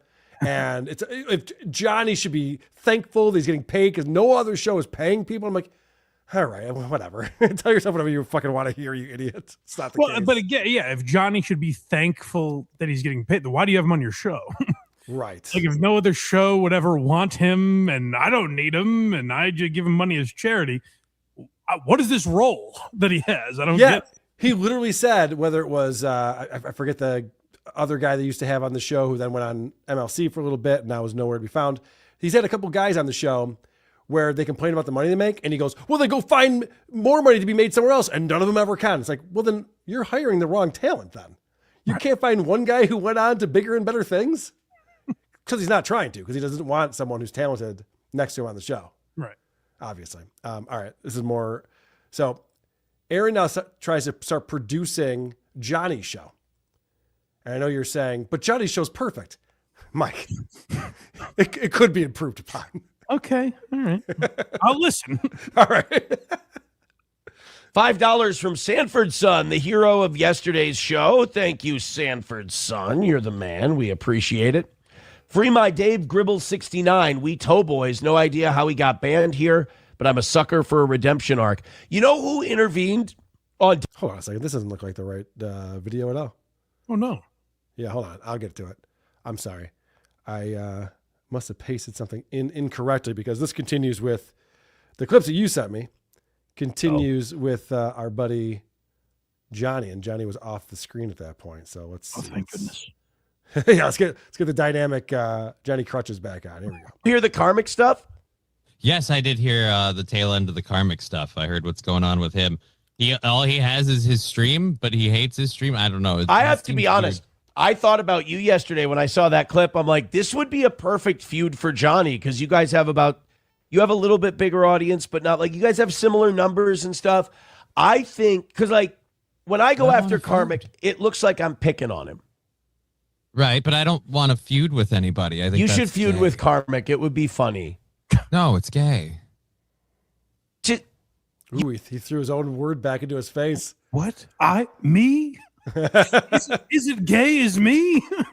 Yeah. No, I'm the one who says what is gay, not you. Johnny, they're all gay. That's hilarious. You don't want to play that? No. I'm obsessed with Carr. I think he's hilarious. I know. I've seen. It's your show. You could do whatever you want on your show. I don't give a shit what you want to do on your show. I'm hilarious. So Aaron's trying to get Johnny to do his dirty work for him. Yeah. Aaron's like, yeah, but if you start feuding with karmic, then I can talk about that on this show, which will give me something to do. Yeah. This would Johnny is being a bit of a cunt here, where this would annoy me if I was like, hey, Craig, do you find fucking Jeff Dye interesting? He was like, no, I mean, it's fine for your horse shit, but I'm not interested. I'd be a little like, hey, what the fuck, man? Yeah, okay, that's a good point. I didn't think of it that way because as I'm watching this, I was thinking about like Casey Day, and there's been a couple other guys who have come to you and me and been like, karmic is amazing. You have to watch more karmic. Tukey loves it. Yeah. Oh, I know. And Tukey. And I sit there and I go, I mean, it's funny when he's drunk and crying, but other than that, like I don't get it. Yeah. It's not for me, I guess. But when if he comes up on this show or when I'm on, if I was on Tukey's show or whatever, I wouldn't be like, oh, fine, I guess you want to do this bullshit. You know, like I would try to understand what they're interested in. I wouldn't just sandbag the whole fucking thing. And by the way, Mike has done that 3 or 4 times on this show alone, and we didn't even know because he just pushes through it, which is very nice. Yes. Just trying to help. I just think when I do it, it looks like bullying. When I don't think you do it, is fun or helpful. It's not drama. No. Stop. You want me to feud with him? He's already lost me after that defense of him. Yeah. Because when I do it, when they see a suave, cool guy that they admire like me bullying karmic, they're like, oh, that's too far. That you can't do that. The cool guy can't do that. When they see a poor, pathetic loser like you going after Karmic, right, then they can really rally behind that. Well, what's funny about this too is that Aaron forever was complaining about drama shows. The Dabbleverse doesn't do a drama show. It's gay. Yeah. And so Johnny's throwing this all back into his face. Like, you want me to do a drama show? That's gay. Why would I do that thing? What's really happening here, in my opinion, is that Johnny is a target. You know, if we're talking about hunting season, he's a deer, not a hunter. Yeah. And for Aaron to go, hey, why don't you go after Karmic and see what happens? I think Johnny's going, I will get ripped to shreds by anyone. Look at me. My stream is pathetic. I have no charisma. I suck at this. You really think that I'm just going to go after someone and no one's going to turn around and be like, who the fuck do you think you are? Why is this deer holding a gun? What's happening? Like, that's not going to happen. Said feud, not feud, as much as you remember what we did on the radio, which is what I'm doing right now. Like, I'm get fired, doing the thing we used to do on the radio with JJ and all those guys. I'm talking about that. I'm talking about working for a living. I'm talking about sharking. No, I don't want to do that. You are a f***ing guy today. You are Mr. I'm a... I wish I knew what he said. What kind of guy is he? Oh, yeah, he's going to say it. Above it all today. No, I'm not even saying I'm above it all. I'm saying I don't want to do it. You're a bummer. Sorry. I don't want to do drama. I tried that for a little bit. I didn't like it. It's not I didn't like the people. Drama is like I went to jail. That's drama. Oh my Wait, gosh. what? So I was playing this clip with Dave Landau yesterday on WTP, which was so exciting. I got to introduce Dave to Steel Toe, and I wanted to see his perspective on it. At this point in the video, I go, oh shit, I'm such an idiot. So Dave, he went to jail for revenge porn, and you worked at Compound with Gino Biscotti. He sent Kayla Ricaita's nudes to Gino, and Dave goes, oh, that's this guy? Oh, fuck this asshole. Like, Dave never talks shit about anyone. And as soon as I explain that, he goes, oh, well, fuck this guy. They're like, I should have said that right at the top. I wasn't thinking. Yeah, it's very funny. Well, this is the part that really, that I found very interesting about this clip, where all Aaron does, and it's his phrase. He's the one that says, oh, these drama shows. Yep. Oh, all these drama. I'm not some drama show. And then to use that and be like, hey, Johnny, you should be a drama show like me. And Right. Johnny's like, that's get. And then now Aaron changes his entire thing. We've always done drama shows. Like me going to jail, where it's like, wait, but what? Now I'm very confused. Right. So now he's trying to change what drama is, because when it was us making fun of him, it was a gay drama show. Yeah. But if it was him making fun of someone else or Johnny making fun of someone else, that's a cool feud. Mm-hmm. All right. Making fun of a guy because you think he's funny and you want to pick on him a little. We've been doing, how long have you been here? Have you done Steel Toe before? Because we've been doing that since 2014. Oof. It's still, I don't want to do that on my show, though. That's What? all I'm Okay. saying. What do you want to do on your show? I hang out, talk about the news, and chill with the chat. It was supposed to just be a fun thing that I did for fun back in the day. Now I do it because I don't have a job to do in the afternoon. Oof. What a pathetic thing to say. Yeah, this is where Johnny started to frustrate me again. Yep. And maybe it'll come, like, if you're putting a show on the internet and promoting it, by the way, like you're saying, it's not private. You're promoting it. You do it consistently. People are allowed to watch. You're going to get feedback. People are going to be interested. You can't hide behind this, like, it's just like whatever, man. Like, who cares what I do on the show? Why do people care all of a sudden? It's like, well, because we're doing a show. Yes. And you're part of this show, and Aaron has told us to go watch it. Like, you can't hide behind the, like, oh, well, I just don't put any effort into it, so I should be allowed to be whatever, and no one should criticize that. Yeah, and he just said he's forced to do it. He doesn't even want to do it, but he has to do it. He can't make a living any other way. So the fact that Aaron's like, and not to take Aaron's side on this, but for Aaron to be like, hey, what if you did this thing on your show that'd be interesting for people? Yes. And, might get people interested in the show. And his response, and the first response is fine. It's not for me. I'm not good at that. I don't want to do that. Fine. But to be like, I just want to be hanging with the chat. Ugh. Yeah, that's not what this is. Ugh. Someone describe. Go ahead. I guess you can do that, but like, don't be surprised when people have comments on it and say it's bad or, hey, you should be doing this. Like, that's just naturally what's going to happen. Someone was describing how the Dabbleverse has spun into a Discord voice channel. And it really has in a lot of ways. A lot of these shows are just, I'm just hanging with my chat. And then the chatters think that they're stars and someone recognizes them. So they have their own channels.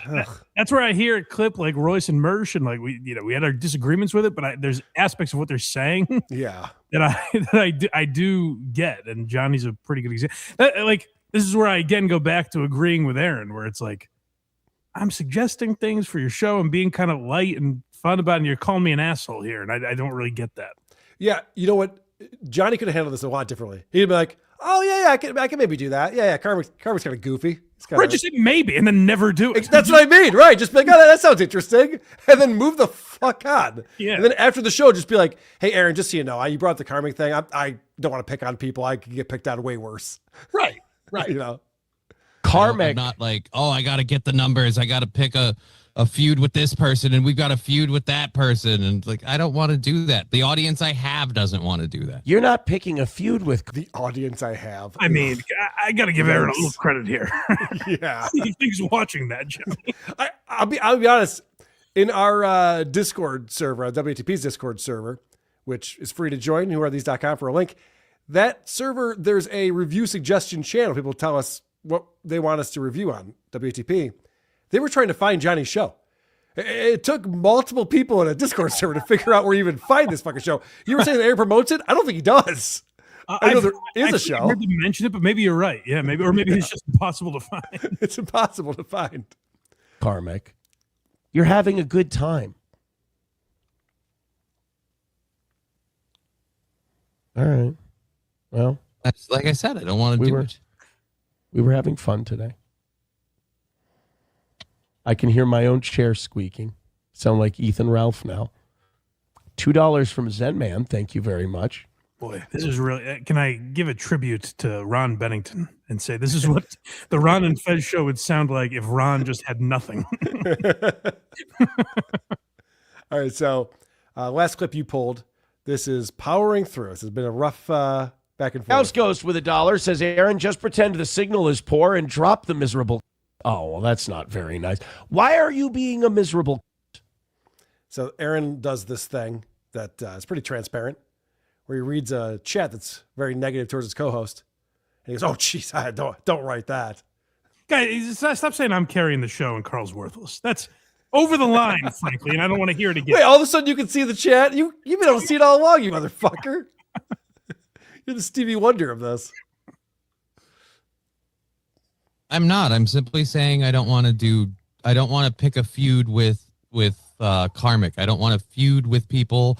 I don't want to go, oh, our whole show is ripping on this guy or a segment every day or every week. I don't want to check up on and rip on Karmic. I just, like I said, I don't want to do it, so I'm not doing it. I make the double Dutch joke, but like you were listening to the show before. There was a vibe. It was funny. It was lighthearted. It was whatever. So I'm in the vein of lightheartedness, and there's nothing wrong with saying no to the Karmic idea, but it was just such a flat no and shitty about it. And it's like, well, there goes the air in the balloon. They're sorry me for doing my show. I do agree with Aaron. I know. I don't know. I'd have to go back and see if it happened right away, because I think Aaron did kind of press him a little bit. But I do agree where it was like, just, well, I'm not going to do a show like you douchebag. Yeah. You do that. You do that kind of bullshit. I don't do that kind of shit. Yeah. And by the way, like, plenty of people can make that joke about Aaron, but to your point, no one can find Johnny's fucking show. For you to raise an eyebrow at how Aaron does a show is a little disingenuous. No, Aaron is right about how Johnny handled this. Now, does he need to berate him for the next 34 minutes? Probably not. But I do remember, so Adam Carolla is a professional, and he fired Allison Rosen. This is going back many years. I remember this, yeah. And everyone was like, what the fuck with Allison Rosen? And Adam was trying to be a pro and didn't want to mention it, so he didn't really talk about it. It's like, Allison's not on the show anymore, but now we have Big Titty McGee over here. She reads the news, whatever. Mm-hmm. And eventually, because Allison was talking about it on her show and people kept pressing him, he goes, fine, I'll explain it. here's 3 examples of times when I brought up things that I was interested in, and she gave me nothing because she doesn't give a fuck about what I'm talking about. I'm the host of the show. I need to at least act interested in what I'm talking about. I've never heard Robin Quivers go, I don't want to talk about that, Howard. You have to fucking go along with what the host is bringing. So I understand why Aaron would be like, can you just fucking pretend you hate Karmic for a second and you want to goof on him? Or like you can disagree, like you can not want to do that idea in a way that doesn't tank the show. Yes. You know what I mean? Like we already said, where he could have said, oh yeah, that's interesting. That's not really for me. Or I think there's a lot to Karmic. Even if he was honest and said, listen, if I start going after people, Aaron, let's be real honest here.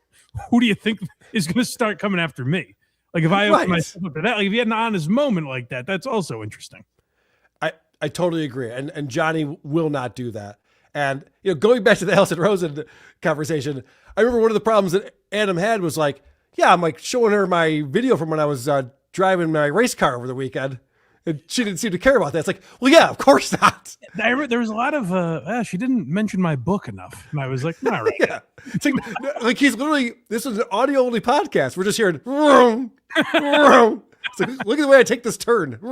Like, yeah, I mean, maybe that did suck, but that's what you signed up for as the co-host. Yeah. I don't know what you want from me, man. I'm sorry. I've got my computer thing reset, and I simply said I didn't want to do it. I don't know what energy I need to have. I'm sorry. Just read the room, bro. I mean, Aaron can also read the room. Johnny shows up so fucking mopey. It's like, something terrible happened to me yesterday. My computer's fucking up. That's where where Aaron loses me is like, where's that magnetic Johnny I love? Right. Yeah. It's like, come on. Where's lightning quick Johnny Crutches that we all love? He's fucking Eeyore on the show. And Aaron's just like, why are you in a bad mood? Yeah. Yeah. Just read the room. That's all.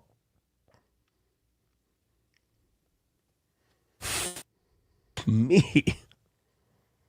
You gotta like, I don't know if like before you go on, you gotta send me a warning that like I gotta handle you a certain way. Because like I didn't expect that. Like I'm coming in with the energy I've been coming in with the last hour, and it feels like I've wronged you in some way. No, you kept pushing me to do something I didn't want to do. I'm around. We've been around for the last hour. Around back. Or just sit there silently and be a dick. Dude, he's a dumb handicapped man who's slowly dying. What did you think was going to happen? If this was an argument between you and me, these would be valid things. Like, right. But I've never heard Johnny talk on the fucking show. Why are you being silent all of a sudden? I think he uses Johnny so he can go take a shit sometimes. So it'll be like, all right, Johnny, cover me for the next 4 minutes. Yeah, I mean, to be fair, Johnny's excuse of like, you don't understand why I'm on the cusp of tears. My computer restarted before I came on. I know. He brings it up like 15 times. Pretty tough excuse. But yeah, Aaron's turning to him like it's Opie turning to Anthony. Yep. Where he's like, you take the ball and run with it, buddy. But Johnny just never has anything to offer. I'm going through a lot of stuff right now. I'm sorry. I apologize. Then text me and say, I'm going through a lot of shit. I can't be funny today. I can't be in a good mood. I need the day. Aaron? I mean, well, Jesus. I think it was Adam Bush brought up on my show, but Aaron's not the kind of guy who handles those things well. He'd come on and be like, well, I guess Johnny's in a fucking mood, so he can't come do the show. He'd be berating him if he tried to text him and say, I'm not feeling no it. No one talk about Johnny today. He's in a mood. I was trying to get myself in a good mood, and it got reset with the whole period thing. I'm sorry. I guess you want to let me go and just say no. I don't want to let you go. I want you to power through and do a show because I know you can. Well, that's what I was planning to do, and I'm sorry I started it wrong. I'm sorry I started it wrong is such a chick-dude relationship thing to say right there. I was just going to ask, I wonder if Johnny has any thoughts on what pairs well with blueberries. This is very Fez Watley. It's very Fez Watley, but it's also like, I'm sorry I didn't compliment your outfit in the right way. Can we just go to dinner, or is this going to be a thing the rest of the night? What are we doing? All right, so that's what happened Wednesday morning. Fast forward to last night. Oh my. This is exciting because Aaron comes back on his show and is reflecting on this. And you're probably thinking, well, Aaron's going to realize he was bullying his co-host and he needs to bring Johnny up so that the audience respects him if he's going to be the second guy on the show. He can't just be there talking about what a piece of shit he is. Sure. You know, he's probably going to do a good job of getting our faith back in Johnny Crutches and his role on the show. So yeah, that bugged the shit out of me this morning. That bugged. And then when I told him, because I know Johnny's numbers aren't good, and I told him, hey, you know, like we used to do on the radio, you should goof on Karmic a little bit. It's kind of fun. Like, just, you know, nothing mean, nothing terrible. Just, you know, he's an interesting character study. No. And I'm just like, oh, okay. Oh, well, me then. Sorry. The guy with 700 some odd people watching him saying to the guy who has 30, trying to. Oh, wow. Okay. Shots are being fired. I shouted down from the top of the mountain at you, Johnny. Yeah, I know. What an asshole. 700 people. Trying to help. I don't need to. So f it. I won't tell you. Don't worry. I won't tell you how to do it. You can do steel toe light and good luck. Now, see, Bappa, now you got me pissed off. So Aaron's coming on and immediately just saying Johnny's show sucks. No one watches it. Who even gives a shit? If I was a consultant, maybe he'd go somewhere with it. But the problem here, in my opinion, is that Wednesday morning was the blow up. Johnny's on Aaron's show Monday, Tuesday, and Wednesday. So they won't be able to have a confrontation about this again until Monday morning. He's got Oz on Thursdays. If he was smart, he would have Johnny back on this evening show or this morning. Yeah. And like gotten to the bottom of this. Instead, he's just fucking going off on Johnny. Talking all sorts of mad shit. It's also the idea, like, saying, oh, you're going to do steel toe light, like, kind of accusing Johnny of ripping off Aaron's formula. Like, what does Aaron do that is so exclusive to steel toe, where it's like, what he's doing? That's a very Opie thing, by the way. Kind of letting this thing out, like, I've always thought this, and now I'm going to reveal it. You just do steel toe light. Yeah. Like, what does that mean? He talks about the news? Aaron thinks he's unique for some reason. It's bizarre. I don't get it. What he says in this clip, I was driving around today. I was listening to this in my car, and I went, holy shit, I can't believe he just said that. Bappa Shab says, not even funny by stoner standards, just a mopey. He's got to, look, again, nobody's defended Johnny more than I have by saying, look, he's, you know, I can't imagine what he's going through. It's terrible, but it's like, there's a lot of people who have that. Like Michael J. Fox has it way worse than Johnny does. And Michael J. Fox greets the day with optimism, and he's kind and he's nice. No, I've been called insensitive before, and I'm like, whoa, this is wild. Johnny, you think you have it so fucking bad with your MS? You, pal, are no Michael J. Fox. By the way, how do you have any fucking idea how Michael J. Fox? Thank you. That was the first thing I shouted in my car. I'm like, he doesn't fucking know Michael J. Fox. I was ready to defend Aaron as a disabled guy and say, like, wow, that's true. Like, you know, people don't always give enough credit to someone like Johnny. Like, I'm sure it is more difficult than we realize, and people don't, you know, give enough leeway for that. When he throws out, listen, Michael J. Fox has it bad too. Okay, pal. It's a strange direction to take this argument. It's crazy. And everything else, it's just, it's like on a show where we'll all allow ourselves to be the butt of the joke, for him to get like stone-faced and sour sometimes about shit. It's like, just stop. Hold on. Aaron just says that they allow themselves to be the butt of the jokes. Aaron doesn't allow anyone to rag on him. He'll make self-deprecating jokes from time to time that are, you know, obviously approved by him. Well, no, here's where you're wrong. The chat calls him gay a lot. Ah, right. There's nothing worse than being gay. So. Oh, when they're making fun of his chin, He literally was just like, all right, guys, it's not funny anymore. Stop it. The last time he was on a show, someone ragged on him was the Aussie guy, and he couldn't handle it. Right. Aaron like had a meltdown over it. So for him to be like, look, we all take shrapnel from time to time on this show. Just deal with it. It's Who's insane. more laid back than me? That's a crazy thing to say. I have one more clip from this that I thought was, this I think is evidence Aaron is going to fire Johnny or wants Johnny to quit. This is so passive aggressive, but it just goes to show that Aaron sees Johnny's bringing zero value. Mm-hmm. Aaron is broke. His audience is dwindling. This little piggy going away did not help him at all. You're welcome, Aaron. We came back Friday. Mm. And so I think he's looking to cut costs maybe. He's seeing that Johnny's not adding anything to the program. There's no Johnny fans who are tuning in for Johnny at all. So I think this is the beginning of the end right here. Text.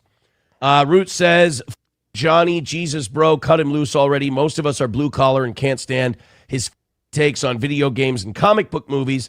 We hate his pothead lifestyle and think he's a bum.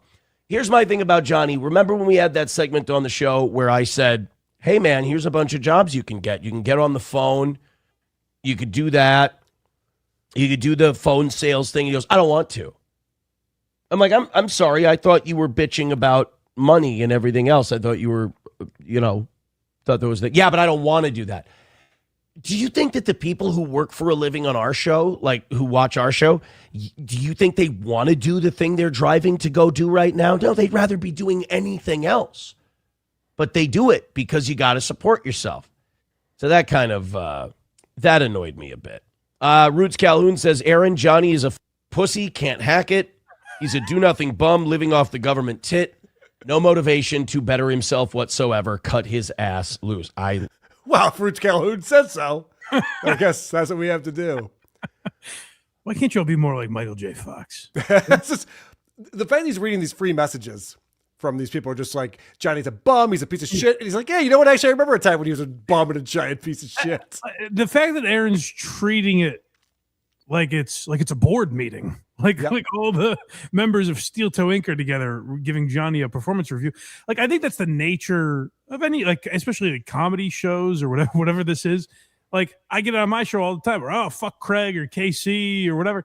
And I was that on Kirk's show. Like, oh, Mike's a fucking idiot, whatever. I think that's the nature of a lot of shows.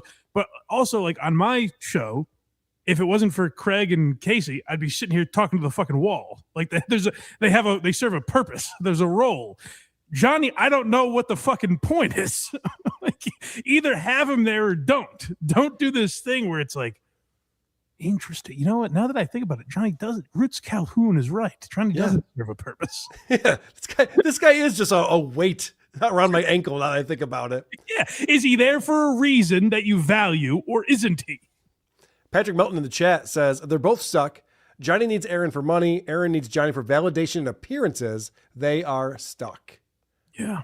I don't know that Aaron needs Johnny. Like, Aaron's reputation is shot to shit.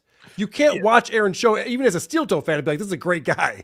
But I think what Patrick's saying is, like, in Aaron's mind, he's like, well, Johnny's been loyal to me. I can't lose him. Then people will think less of me. Could you imagine if people thought I was disloyal? But he's setting that up. And I only played you a couple clips. I think that he's setting up the end to be like, yeah, I tried with Johnny. I tried my best. I tried to, like, show him the way and give him advice. He wouldn't take it. So, I had to cut him loose. Mm-hmm. I think that's what's happening. I could be wrong. Guys, get ready for 4 days of Oz. Holy shit. Can you imagine? He's just like, Oz, why aren't we making the kind of money we make on Thursday? It's on Monday. I thought it was you that made this happen. It's not? I don't know. If we get Oz 4 days, get ready for a crazy train to hell. Patrick Melton says, radio shows have co-hosts. He's a radio show. He needs Johnny. I disagree with that. I've offered to be on his show many times. You can ask Mike if I'm good at it. He might say some positives, some negatives, but I think what he likes about Johnny is he's never going to say anything. Like, I think he likes having a guy there to be like, hey, this is a real show. We got multiple people here, and also like Johnny's my friend. I have friends. See, I think Johnny also has ties back to the old radio show as he was talking about. Right. So it also gives him that sense of like, this is a radio show that went on the internet. Right. It's not just the one guy. All right, we still have. Yeah, Aaron's done plenty of show. If you think Steel Toe is good or bad, it's because of Aaron. He's been alone. He's been with people. It's nothing to do with Johnny Crutches. Right. You don't say. You don't think that Johnny Crutch is the secret to his success? I don't. I don't either. Coming up, we still have DJ Electra, Chad Zuma, Kevin Brennan, and of course, Woke Dad came back to TikTok unexpectedly. I knew that pretending to dissolve WATS would get him back. Gotcha. Yeah. This was never an actual show. Dabbleverse Live. What are you crazy? Who gives a shit? Supertip.gg/WATP. Labyrinth Mystic is here. I'm sorry. Aaron is making points. This child hating, cum slurping, wife swapping, HRO abusing, fake Christian forget pressuring his MS ridden co-host has a point. I strongly disagree. I know what you mean. It's hard to like side with Aaron. He's such a piece of shit. The man can make a point, regardless. Anyone can make a point. Yep. Even Hitler's like, what if we had expressways where people didn't have to stop at stop signs? You're like, that's a pretty good idea there, H. Let's go. Anonymous says, Aaron bullying Johnny reminded me of that hamburger plan at Locale, picking on his blind friend and almost making her cry. Locale's pick on the week. That's right. That is true. Carl wakes up every day full of optimism. I do. Just like Michael J. Fox. I love these pontificating on Michael J. Fox's general demeanor. I'm picturing him looking at like a statue of Michael J. Fox. Like he's created the Michael J. Fox principle. Right. He's always recited. Tukey's unpaid staff. Do you think it bothers Johnny that Aaron has never asked for his man load? Ooh, maybe that's what it is. You never lick my load off of anyone. I leave it on my sheets for you. The Black Cast. This show works because Carl and Mike double Dutch. It's true. That's right. Carl gets that rope spinning and I gracefully hop on in. I like that Christian picks up on the important things that we're talking about on the show. Double Dutch. Tukey's unpaid staff. Steel Toe seen what happened between Tukey and Shuley and was wanting Johnny to do the same kinds of crap with Karmic X, just hoping he would get donos. Well, yeah. Yeah. Exactly. That was all self-serving. Oh, that's a good point. Yeah. It wasn't really like, oh, I bet that would make your show good. That's fair. Lockie is here in the chat. Dr. Omega Art with $5. I literally made 10 different sets of eyes for the Tukey puppet, and I'm still not quite happy with it. LOL. One day it'll get done. Lol. Love you, boys. Dude, I'm telling you, this guy is an amazing artist, and I don't even know anything he can't do. Everything that he's tried to do, he's pulled off magnificently. I like imagining him getting like 98% of Tukey and then just destroying it. It's not right. Yes, I think he's a perfectionist like that. I think that's true. So, Lockie, man, I love that you're trying to do that. We do need a backup Tukey. He's not in good shape. It's tough. His days are numbered. He travels a lot. He was on, what was that ride at Disney? Space Mountain. Yeah. He was flying around Space Mountain, so. I wonder if Robert Smigel has these problems with Triumph the Insult Comic Dog. You think Triumph just falls off a roller coaster during a shoot from time to time? I wonder. Cigar just hits a kid in the face.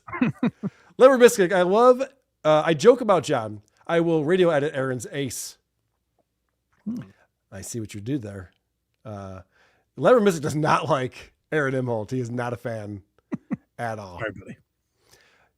DJ Electra, beloved member of the Dabbleverse, who helps produce Blind Mike's program every other week when Craigers is not there, along with Casey Day. That's right. She has done shows with Casey Day for a long time, a lot of Howard Stern related topics. Mm-hmm. She started her own show recently. She's been a guest on many different shows. And apparently she has decided to leave the Dabbleverse. Very abruptly, yes. Yeah, she nuked her YouTube and her Twitter and I guess her Instagram too. I don't know. I don't follow any of those things, but that's what I've been told. And so on BTH, which is, I guess, where the banter really happens. Oh, we riff. We have a lot of fun. All right. There are 3 Michael J. Foxes there, just having a blast. Okay. So this is a Blind Mike show with Cardiff and Tukey, and they're talking about DJ Electra. This is back on Monday. They're talking about this. Like so my experience, she's always been very nice, very sweet. She does seem like a very, very nice person. Very sweet person. I don't know that she's built for fighting back when people are shitting on her especially if it's for no reason. Well like when I first saw the. Oh, sorry. No, go ahead. Well, when I first saw the clip, just the title of the clip, and I saw a post from Doom that she took her YouTube channel down. My first initial reaction was like, "Hey, if you're gonna play in this world, I mean, you gotta." But then I'm like, "Wait a second, she's never played in this. Like, she's not going after people. She's not. She's doing unboxing shows with Hackride. She's just doing innocuous." Beetlejuice shows and Eric the Midget shows. She just sounds like a very nice person. I kind of feel the same way. Where you're right. If you're in that world of making fun of people or whatever, you kind of got to deal with stuff. But I don't think she is really in that world. Yeah, she's not in any way. Everything I thought, I'm like, did to cause anything. She's very nice to Wendy all the time. Like it's just. Even the clip that I watched, unless I'm missing something, it didn't seem like they were even really accusing her of anything bad. I think probably deleting everything might be an overreaction, but also, like I just said about OJ, just get out. Get out. She made the right choice. You know what I mean? Okay. So, Mike, a few days have passed since then. Yes. Have you any more insights or thoughts on this? Like I said, I think if I've heard people say like, "Oh, Doom is going after her" or whatever. Doom's putting a clip up. I just don't know what going after means in that. Oh, so I'll say this in that context. Yeah. Doom titles things in a way that just like lets you know what you're going to watch. Sure, of course. And he said, "Oh, it's the worst show ever." It's the worst show to ever happen to the Dabbleverse. It's editorializing. Doom, put that up about my show today. Like, that's fine. Like, you know what I mean? Like, who gives a shit? That's not that if. And I said this to Electra. I don't want to say anything like she said, but I talked to her the other day, and I told her, like, if that's something that really genuinely bothers you, that's a perfectly fine human reaction. You shouldn't be doing shows about the Dabbleverse just because people are going to do that. You know, we get comments all the time that do not care for what they've just watched. That's just naturally going to happen. I think it is jarring when it's your first bit of feedback. Like something I said the other night was, if you're getting 5 times the normal amount of tweets you're getting and 5 times the amount of comments on YouTube you're getting, you're like, holy fuck, the walls are closing in on me.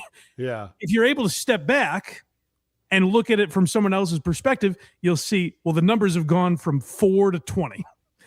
It's not like if you just leave this insulated world, you realize no one out there, if you go to the grocery store, no one's going to be like, "Hey, are you that fucking cunt from the worst show on the internet?" Like, no one's going to do that. I just don't think she was ready for that kind of feedback. I think it can be a good learning experience for her if she wants it to be, if she wants to keep doing this stuff, or just be like, "I'm done with it." Yeah, it's not for me. I don't have any interest in that. Both are perfectly fine. I was surprised. I didn't really understand the point of any of it. It seemed like a totally unnecessary piling on. Like, I didn't get where it started. I saw the clip where they're like I said earlier, like, "You love me." No, I just really liked you. Like, I don't get what that argument was. It didn't make any sense to me. Yeah, that was with 2K. Apparently there was like some relationship they had over DMs or something, and 2K had a crush on her and she didn't reciprocate or something like that. Yeah, so like I'm sure in the moment that felt really bad. I didn't really get what it was or why it inspired why she felt like she had to like leave the internet. But also, like, I've been in a situation where like I wasn't handling stuff online well. And also, I think a thing about DJ Electra is she, again, not my place to tell, but like everyone has stuff going on in their personal life. And when that is compiled with you thinking, "Oh, everyone on the internet or everyone in this world that I have, they all hate me and they all think I'm the worst." When that is on top of whatever's happening in your real life, it feels very overwhelming. And I think it's very smart to say, "I'm just not going to deal with that for a while."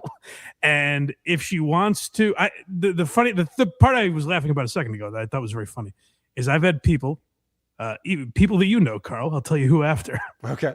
After the show. It was a very nice message. But I had people reach out and be like, it was very long, like, "Hey, I like what you do, blah, blah, blah." And I was like, "Where's this coming from?" And then the message ends with, "Just know we support you through this Electra stuff." And I was like, And I was like, boy, we are really losing our fucking minds. We're Can really I guess? overreacting. Can I guess? Go ahead. It was Kevin Brennan, right? It wasn't. No. As a matter of fact. Could you imagine KB just like, listen, I've been goofing on you for a while, but I'm Kidding really aside. sorry about DJ Electra. Kidding aside, we all have our boundaries. You're right. Like, I made this point to Electra too. This happened like Friday or Saturday or something over the weekend. Yeah. Craig and I did an entire show. Craig was staring at the chat the entire time. Neither of us knew it happened until Monday night. Right. So it is not that big a deal, you know? It's gotten to be, it's snowballed this week in the Dabbleverse. I think that it's a slow news week or something's going on. Yeah. Because I've watched a number of channels talking about it, pontificating about this. And I have to say, never have I agreed with Rocco more about gatekeeping. I had no idea so many shows existed. I'm watching guys who are like, well, DJ Electra and I, we were doing a show 2.5 years ago on my channel doing blah, blah, blah, blah, blah. And then so-and-so showed up and then they're doing a show. I'm like, I didn't know any of this was happening. And they're calling it the Dabbleverse. I'm like, this is not the Dabbleverse. I don't know what any of this is. It's, it's a lot. Like I said, I think she made the right choice. And then, I think some people think like, well, she can never come back from this. If she wants to come on this week, if she wants to come on this week, I'll talk about it. If she wants to come on in 2 months, I'll definitely have forgotten about it. So, like, if she ever wants to come back, she can. If you're never going to listen to my show because of it, so be it.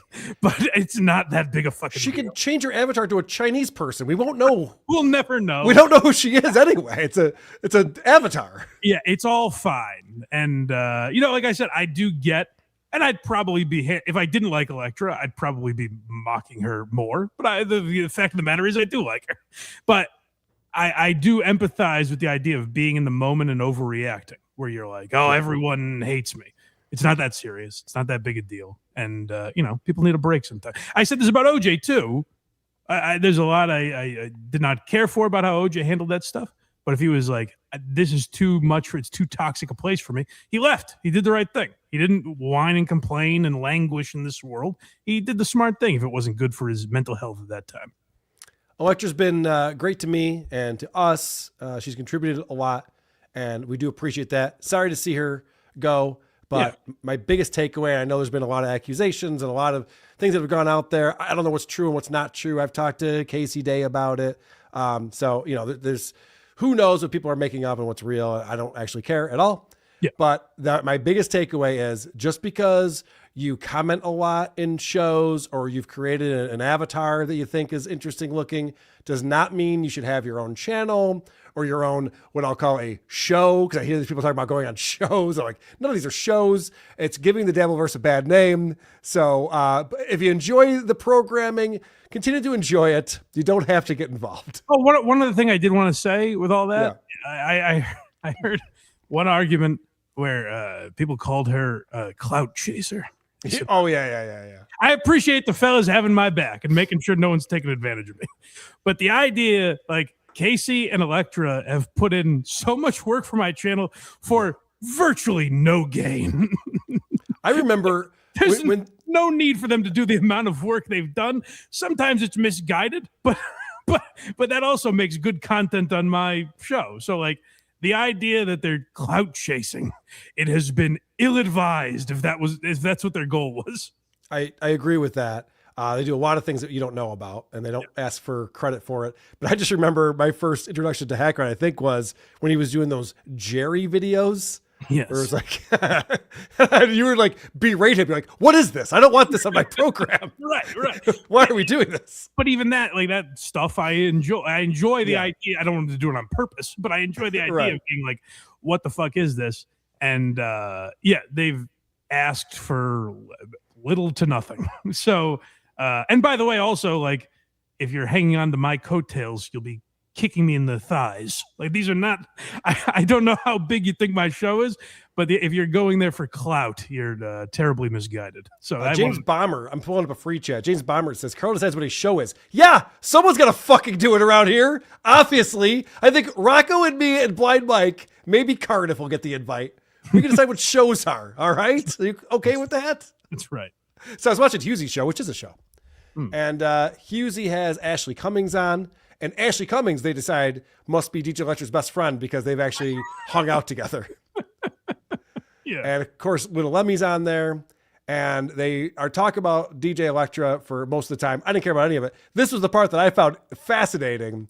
We learned something about Whitney Cummings' sister. Ooh. Not like that. I think there's some interesting people that I've met for sure. But no, I don't think people have told. I don't think anyone's told me they're in love with me. Not yet. You know, this sexy as Deb. People ask me for feet pictures and stuff like that. Which, for the record, I do sell privately. Do you actually? The fuck? Yeah. Well, that's a good way to keep it private by I telling thought everybody. about it. If it ever came out, and tell me what you think. Be like, okay, she sold a picture of her feet. I would respect you more. I think that's fucking awesome. Yeah, girl power. You go. Thank you. I'm wearing sweatpants and a tank top. It's just my feet. Wow. So now we know Ashley Cummings. And listen, I've always come down on the Ashley Cummings side of the sister feud. Sure. Whitney, I'm not a fan of. I don't care for her comedy. I don't like her striking my channel. But I have a feeling that Whitney's not selling feet pics on the internet. It's true. That's true. That was a good plug. She slipped that in very well. That was smart. Sometimes guys ask me for feet pics, and for a fee, they get them. So now we For a know. very reasonable price. Chad Zumach came on a show on Monday. He had a big weekend of gigs. He was actually really proud of himself last week. He's like, guys, I'm not even going to be broadcasting this weekend because I'm doing comedy shows all weekend. I'm like, whoa, look at this guy. And then he comes back on Monday, and he's got a sad sack story that he needs to share for some sympathy from all of us. True story. I had gigs all this weekend. I was Thursday, I was in Naples. Friday and Saturdays, I was in Winter Haven at the Laugh Out Lounge. And then Sunday, I did a spot at Side Splitters with my friend Liz Mealy, who's in town. And I brought merch to all these locations, and I had $185 cash in my backpack. Now, I'm not going to point the finger because I don't know. But if I was a betting man, someone stole it. That's just... It was cash. It was an envelope from all the shirts. And I got home Saturday evening, and I went. It was not in my bag anymore. It was gone. So I either lost it or someone took it. I love that Aaron goes, or Aaron. I get these two confused. I love that Chad goes, I'm not going to point the finger. Like, that's a noble thing. I don't know if someone stole it or not. So I'm not going to start accusing people. Well, yeah, you shouldn't do that. That'd be weird if you did.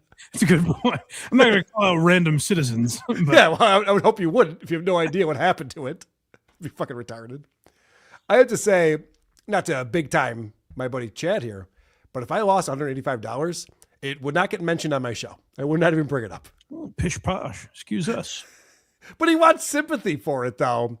And I can never figure out, is Chad like the bully who is beating up all the nerds who played sports in high school and is telling us what's up, has the real career? Or is he like a sympathetic character that needs our support and woe is me? Guys, I lost $185. It was in an envelope in my backpack. Well, it seems like it depends on whether or not he's been victimized. I see. Okay. So it goes back and forth is what you're saying. Yeah. I like that he says $185 was in an envelope in his backpack. $185 will fit right in your pocket. Well, the man's a pro. He was transferring it from the lockbox to the manila envelope. He's handling it all. He has to file it for tax purposes. For IRS purposes. right. Yeah. So let's find out what this actually is really about, because Chad always shows his hand. Okay. Pool Scam Sam. Can I lend you $185 if you need it? Hit me up. I do. Send me $185 super chat. That'll make everything better for me. I'll be in a better mood. Maybe I'll be back on my game. Yeah, so he's being a mopey prick this entire episode. People are like, Chad, you gonna be all right? He's just like, listen, man, lost $185. So fine. He's like, do you want me to give you $185? Yes, I do want you to give me $185. That will make it better. Chad, if I can give you a little advice, just go. Oh, buddy, don't, no, please, no, keep your money. And then they'll be like, man, this is a nice guy. I got to give him more money. You would think they'll never learn that lesson. Don't go. Well, I mean, if you wanna. So then he goes on MLC later in the week, and the MLC chat's having a field day with this. So it's funny that people are not on Chad's side, it turns out, losing $185 in cash. Is this turnabout a fair play due to the credit card incident? The karma boomerang slapped you in the face, Chad. No, this was actually cash. With a credit card company, you could get it off your thing, and you're not on the hook for it. I'm actually out cash, and the credit card thing was 6 years ago. I think we've moved on. No, we haven't. We haven't moved on. It's have. official. Well, it's like the shitway with ISO. It's time to move on. It's not. We'll tell you when it's time. So I love that Chad's crime was victimless. Oh, but my crime was a victimless crime. I stole a credit card, but they don't have to pay it off. Who cares? Chili's still got their money for He's the stealing beer from the I had. rich and giving them poor. Yes, a guy who actually can have his own credit card. Who gives a shit? He'll be fine. I didn't realize where he was going with that. I thought he was just gonna be like, no, it's different. This is cash. I was like, well, no, I know, but he's still making the point. Right. It's so funny. And Kevin Brett has been off his game for a little while now. He's definitely losing it. Where he shines is clowning Chad Zumock. And I think that's what rejuvenates it. It injects a little life into him. Yes. This is like children's blood for Hillary Clinton. This is what Kevin Brennan needs. Yes. More clowning Chad Zumock. He's not good at anything else these days, but he's great at that. And he actually brings up a point, which was the first thing I thought of when I was watching Chad cry about losing this envelope full of money. Chad's money clip has seen nothing. It's not true. Okay, so Kevin doesn't ever get this out because he's laughing, but the chat says Chad's money clip has seen nothing higher than a Lincoln. Okay, so the joke is that Chad's never had more than a $5 bill in his wallet. I got to defend Chad here. I don't know if that's roll on the floor laughing worthy, but all right. It's not. But listen to how Chad handles this. Okay. It's not true. How about call it Chad's money clip? He is completely stone faced and goes, "That's not true." He's right. Yeah, we know, Chad. We know. We've shown you show off the $600 you had in $100 bills that one time that you were bragging about how rich you were. We know. $185 in fives would be a little annoying. It'd be a lot. I wouldn't be able to put that in my pocket. Good point. Yeah. Chad, if you have other pockets, that's always wear like cargo pants and shit. Well, I have the pants I was wearing, like the front pockets were like not deep, and I have a side pocket that it's not that deep. The pants I was wearing. Okay, so. well, if you're gonna have a lot of cash. Why didn't it's like if you're a carnival barker or whatever, you gotta have deep pockets. It was in a secure green room where only comics and management can go in and employees. Obviously, not too secure. So I think somebody lifted it. I think somebody took it because of course they did. Because it was zipped up in my bag. Like I have a pocket. They did what you did at the Shake Shack or wherever you robbed that guy. I didn't rob anybody. Planet Fitness. I got my chains mixed up. So I love that Chad's be such a sensitive little bitch. I have more money than that. Yeah, they just they robbed you like you rob people. I don't rob people. Chad seems to me to be guilty of one thing, and that's being too trusting. People are bullying him for trying to see the good in the world. Well, it's funny because, like he said, he had his bag in the green room, and then he gets home and he opens it, and the money's gone. And so in that green room were all the other comics that he performed with, random hangers-on that are allowed back there, and whoever else. So when he was talking about pointing fingers, you could have just named every name that also had access to that green room and just let's start accusing everyone. I think he should have. I want a full scale. I want justice brought, Chad. I'm in. I'm with you. So I just have this one quick clip from MLC because Kevin Brennan is a hypocrite. and doesn't even recognize it. This is him again, sitting next to Chad Zuak, just the two of them on the screen. 24 hours. But Yuzi's an idiot. And of course he's an idiot because he used to do a show with Bob Levy. That's all Bob Levy will traffic with, podcast with. Idiots. Literally idiots. I'm about to launch a GoFundMe for my special. Okay. So the funny part about this is that Kevin Brody's sitting there podcasting with Clearwater Chad and Chad Zumock. And he's like, yeah, the problem with Bob Levy and Husey is that they just broadcast with idiots. Wasn't Bob Levy on like 3 weeks ago or something? Yeah. They've already had their falling out again.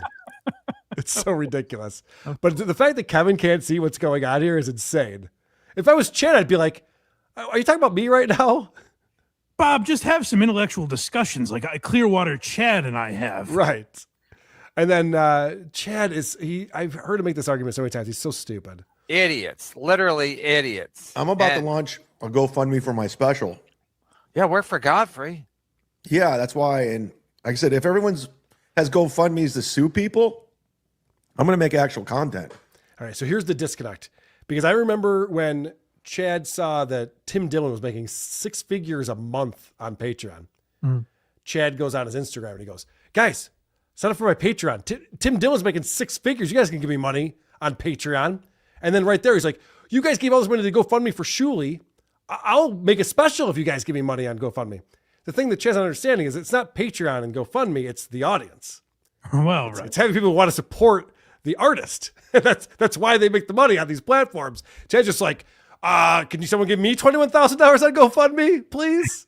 I do agree with the sentiment. If 2 comedians have GoFundMes and one is for a lawsuit and the other is for a special, I'd be more likely to donate to the special, I think. I do agree with the idea.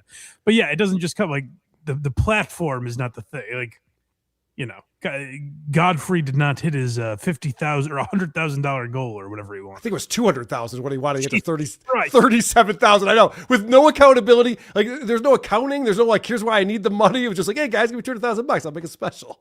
And he just, there's never been anything. He just took that and we're done. As far as I know, yeah. I mean, Melton's still in the chat. He was the one that I learned that from. So yeah, that's crazy. That doesn't get talked about nearly enough. Like, that should be news outside of like Melton's show. Like, that should be news in the comedy world. Right. At least Shuli filed a lawsuit. Like, you can't take that away from him. Right. Yeah, exactly. A lawsuit was filed. And the $37,000 that Godfrey did raise should be enough to shoot something. I would think so. Yeah. I would imagine. But anyway, that's the funny thing about Chad. It's like, he's not likable or funny or interesting. And then he just goes, how come I don't get tons of money? Because people don't like you and you don't have an audience. So typical of you to bully the victim of a crime. Chad, I stand with you, buddy. As you would. As you should. We got Woke Dad coming up. Let's just hit a couple chats real quick. Labyrinth Mystic. Remember, for 7 months. Thanks, Labyrinth Mystic. There's a level of irrational anger I have for Aaron. I wonder if it is the religious bullshit he pulls. I realize that's not very Christian of me. No, dude. Honestly, if you're a real Catholic and you listen to Aaron, I'd be annoyed with him too. He's such a fake. Yeah. He's so phony. You think? A little bit. Carl's Frosted Tips. KFT. Blind Mike, Yankees suck. TSN rules. Tukey sucks. Oh, come on. It's too much. People are taking sides. Matthew Rowley. What happened to Electra? I liked Electra. We liked Electra too. I don't know. I don't know if she'll ever come back. We'll see. She gone. Lever Mystic. SJ is Dabbleverse. Everything else is Hackverse. According to you, then why are we talking about it on Dabbleverse Live, Lever Mystic? Why are we talking about it on Dabbleverse Live? All right. This is very exciting. Woke Dad is back. It's been a long time since I've been able to play this. Sitting in my mobile coffee shop, making videos about my transvestite children for TikTok. All right, before we hit that, I was running very smoothly, but we got $0 in from Patrick Melton on Super Tip. And he says, Godfrey has a GoFundMe for a special for $290,000? $290,000. That must be a typo. He must have meant 200,000, right? I thought it was 200,000, but okay, this is what he said. 290,000. He says it's at 39,000. You can still donate, even though he shit the special last year. Oh, he did shoot it. Okay, so shoot is what he meant. I see. He has a lot of back pain, and it's tough. Which was released in theaters and made 66,000 gross box office. Godfrey Sings. That's right, I forgot about that. He did have a special that was in select theaters. Really? Holy shit. How did I forget about that aspect of it? Interesting. I'm going to say $66,000 is more than I would think it would make. It's amazing. Yeah. You know, when it comes to the black community, there's like a lot of things that are just off my radar. And maybe Godfrey's like a huge comic. I just have no idea. I've seen him I don't think he's a bad stand-up. I've seen him a couple times at Skankfest, but I don't know none of his stuff. Skankfest, that's where all those racists go, right? That's right, yeah. And we all picket outside Godfrey's show. Right, yeah. Shaden Gillis bullies him off the stage. Yes. Tony Hinchcliffe is like, get this fucking black out of here. I went with black. Pulled an audible at the last minute. All right, let's see what's going on with Daniel Alexander Woke Dad, because this is his first video in 9 months. Yeah, I maybe even more, right? Yeah, maybe more than 9 months. He finally posts a video, and this is what it is. I know I've been gone for a long time, and for good reason, but... And for good reason, but... I'm thinking he got caught with CP. What's your prediction on this? I don't think that. Okay. This is your channel. I can say whatever you want, but okay. Mike Geary did not think that. Okay. I think it's one of two things. I do believe there's a good chance we ran him off the internet. I think so too. I don't think that's crazy. I don't think it's an inflated ego on our part. I think it's possible. I agree. The other thing is, I remember there was some Facebook post about a job with some hockey arena. Right. Yes. He set up his instead of the mobile coffee cart. Yeah. He got a space in the arena where he's going to start selling food and beverages. So I can imagine this guy being like, guys, I was working up to 5 hours a day. Things just got crazy. All right, so let's find out what happened to him. Because one of my favorite things there's a lot of different content from Woke Dad, but one of my favorite things that he does is tell you about a crazy thing that happened in his day-to-day life. Yes. An interaction with another human or two. And this is the thing that happened to him that he's like, I got to go back to TikTok. I just had something happen to me, and I need to workshop through this real quick. I kind of need your help with this. I just had a conversation with an older woman, someone who I've had many conversations with before, and I hope I'm changing her perspective on a lot of things. It does sort of feel that way, like I'm... You always do, Dan. Could this be his mom? Oh, interesting. Yeah. I don't think he talks to his mom anymore, but maybe. That's what I mean. She needed a change of perspective. I think Right. she was one of those filthy Trump voters. Maybe she just rolls his eyes over and goes, yeah, no, Kamala was the way to go. Yeah. I'm getting through to her a little bit. Good. But she's a baby boomer generation, and I'm a elder millennial, a zennial, if you will. But she just referred to me as someone from the participation trophy generation. And I got thinking about that. I'm like, the participation trophy generation, like, yeah, I probably received some participation trophies growing up. And it made you the monster you are today. I think this woman had a great point. What an innocuous comment to get worked up about. I was, when you sent me this, I was both like overjoyed and disappointed, but also like happy with why I was disappointed. Because I was like, this is why he came back. this perfectly innocent comment, and like the take. I'm not saying Daniel's lying. I would never say that. But like stereotypically, the take you would think a boomer would have, like a get off my lawn sort of. Oh, you kids got all trophies, and that's why you're like this. By the way, probably not crazy wrong. Right, but he's got a good point on this one. I'll give it to him. Okay. But I didn't make those trophies. I didn't make the decision to hand out those trophies. That decision was baby boomers, right? That was from their generation. They actively made that decision to hand out participation trophies. And now they're blaming us for receiving them? Does this seem odd to anyone else? Got him, Daniel. Okay, so here's my hot take on this. Was he being blamed for receiving trophies he didn't deserve? Or was the point like, well, you really think you just fucking deserve anything no matter how much effort you put into it or no matter how good you are at something? That's a good point. My thought was, well, this person is societally saying that your generation, that participation trophies impacted your generation this way. Yeah. Daniel is reversing that and saying, you did this. Right. Well, not that individual. Maybe they were really against it when they started doing it. Maybe Like, she also didn't create any trophies. Daniel's comeback doesn't make any sense, and it's so great. Like if you watched WATS and go back to the Daniel Alexander archives, you'll know that this man has fought bigotry of all kinds, every shape, size, and color. This man has pulled out his sword, his LGBTQ sword. Oh, he's been on Capitol Hill getting laws passed. Yes. He's fought all kinds of evil in this world. And so I imagine he was still encountering it every day for the last 9 months. And then someone goes, yeah, your generation, they got those participation trophies. And he's like, that's it. I've got to come back. And I've got to tell the people this story. And I also love, he goes, I need your help in this. I got to bounce something off you fine folks. Yeah, what are we going to do about it? What do you guys think about this? All right, Daniel, I know a river that they'll never find her in.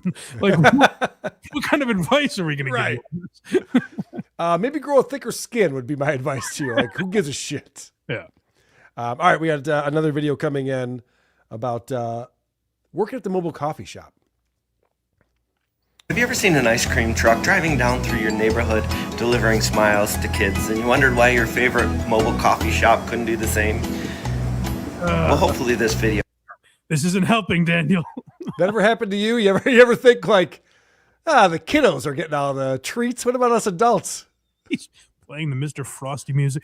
Hey, why, kids, feel free to come to my coffee shop. Yeah, I know. This is ridiculous. This is not helping, Daniel. But it's such a dumb premise. All right, let me wrap my head around this real quick.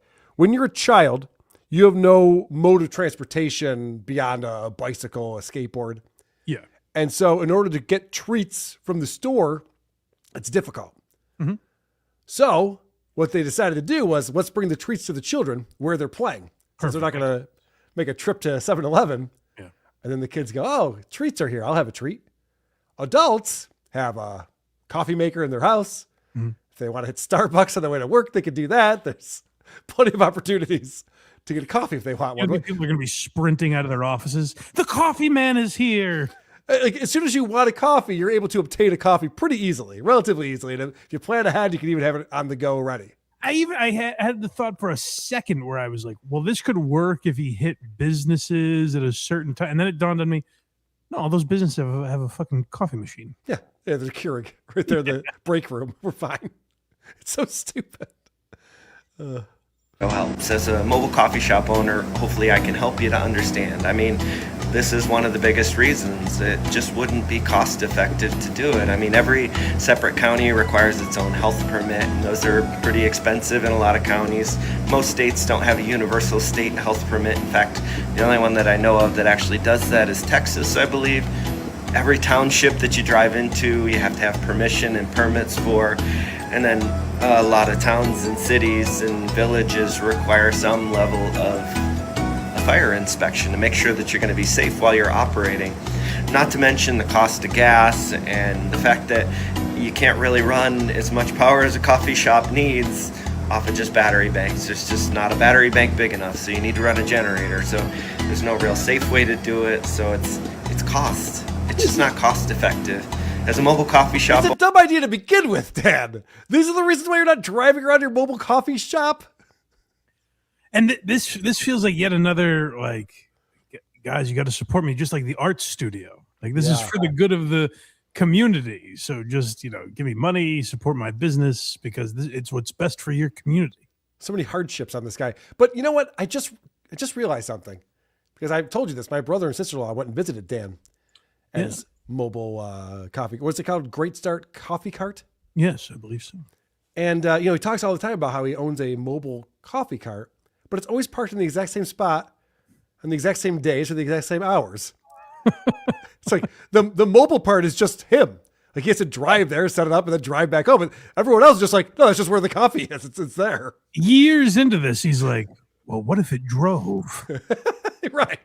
It's like when people talk about mobile homes, like, yeah, they're not leaving the trailer park. They're going to be there. It's not going anywhere.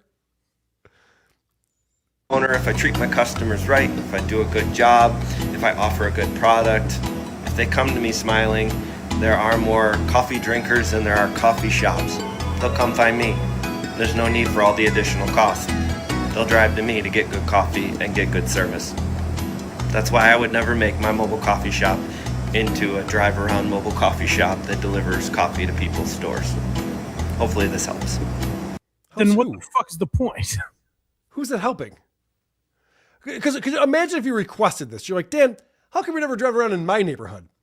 I would imagine he's in a fairly rural part of central New York State. The chances of him showing up where you are is nothing. That's the thing. I was like, maybe if he drives to like a park where there's not a coffee shop, and then I was like, well, who's going to be at the park? that's what I mean. Like, who's requesting that? I hope someday I randomly run into you somewhere. And this is also coming after, like, he just hasn't made a video in 9 months. Yeah. And people are still hounding him, like, why doesn't it move? Give us some answers, Daniel. This one is hilarious. Dan's working really hard, and he's just not able to make ends meet, it seems like. How do I work so hard and yet worry about paying my bills, keeping a roof over my head, keeping the lights on, putting food on my table, making sure my kids have an opportunity at college, putting gas in my car so I can make it to work. It's almost like starting a mobile coffee shop was not a great career choice. It's almost like working 4 hours a day in the morning selling $4 cups of coffee was never going to be ends to, or a means to make it so that you're a millionaire in the end. Why can't I be one of these rich people that I think are evil and ruining the world? Right. Why do I work so hard just to get by? If any politician is distracting from that conversation right there, then they don't give a flying hoot about who you are as a person. They have something to gain by not having. Okay, I'll just say this real quick and then we can move off it. Anyone who thinks that politicians should have control over costs of goods and services and they should be subsidizing this asshole because he decided to sell coffee in a mobile coffee cart is retarded. It would be terrible news. It'd be terrible. That'd be a horrific news if Kathy Hochul, who's our governor here in New York State, came out and said, all right, listen, all you hardworking people who are making lots of money, we're going to take more of your money and give it to Dan Alexander because he's having a rough go at it over here. Taxes don't go down. This is a great idea, Dan. Smart stuff. Have something to gain by not having that conversation. So I don't care what party you follow. If they aren't talking about that right now, they don't give a damn about you. Hell yes, brother. Okay, so that one is one of the ones that's like nighttime, and he's just like, I'm at my wit's end. Again, I think you're right. It's subtly like, guys, I need money. Yeah, there's some of that. And also, I just hate, I've talked about this a lot with like podcasters, where podcasters and comedians are the biggest group of like, oh, I work so hard. I know. Just like stuff, which by the way, I'm sure they do, but just like this, you work so hard should be something that other people say about you. You shouldn't get on the internet and be like, guys, boy, am I burning the candle at both ends. I work really hard. Let other people say that. I hate when podcasters say it because I think that I do more prep than a lot of shows do for my show. I don't complain about it. That's what I want to be doing because while I'm prepping, I can take a break and beat off at any time. My job's amazing. There's a lot of people who work jobs. They have to wait till they get home later and, sneak into the bathroom or something. Yeah. There's a difference between saying I put a lot of work into something and like, oh, it just never ends. I just work so hard. Oh my God. How do I even do it? We got one more video from Woke Dad, which strange, by the way, can I just say strange that he took all this time off and just comes back with like the exact same videos he was making before. I love it. And you would think a guy like this would have some grandiose story about what inspired him to come back. Instead, he's just like, Yeah, someone told me I won too many trophies as a kid, so I'm back to posting every day. But he started by saying, I know I haven't been here in a while, but for good reason. And then he never brings it up again. Yeah. And so all we can do is speculate now. He's posted, I don't know, 4 or 5 times since then within the span of a week. So I think he's back. I think so too. And I love the fact that nothing has changed. Yes. That makes me so happy. Blatt, the Blattcast Christian says, definitely CP or an actual C. Let's find out if he ever talks about that art studio again. I like the idea that he would come back. The guy, it took me 9 months to, silence the child, and here I am. A cliche mustache. $5. Woke Dad is back. Time to cancel this butt of a show and return to WATS. Well, look at we covered Julia Fox today. We're covering Woke Dad. This was all our grand plan to get the Dabbleverse into Who Are These Socials. That's right. Labyrinth Mystic coming in with 5 on supertip.gg/WATP. That's right. I'm part of the participation generation because I want all peoples and genders to participate. By the way, Carl, wasn't someone supposed to buy a coffee from my shop as a consequence? Yes. Oh. We can put it back on the wheel now. Vinny is spinning on Monday, by the way. I'm the Creep Off on this channel, WTP, or the Creep Off channel. We're live Monday at 1. We're starting the show with Vinny spinning the wheel with all new consequences on there because I did win the round. Thanks for voting for me. My coffee shop will not be a drive around shop. It'll be more of a reach around shop. Bits and pieces, bits and pieces. That's good. Someone commented that on my video the other day, and I just said, I just got it out of my head, you cocksucker. Oh, dude, did you hear the Mr. Magenta bits and pieces Artie Fletcher stinger that he created for me? I don't think so, no. Check this out. I think we're more like Monty Python's Flying Circus. We do bits and pieces, bits and pieces, bits and pieces, bits and pieces, bits and pieces, bits and pieces. That's a good one. That's incredible. Yeah, the Ninja Turtles song. Fucking awesome. All right. Woke Dad. We're back on Woke Dad, and he is enlightened, which is nice.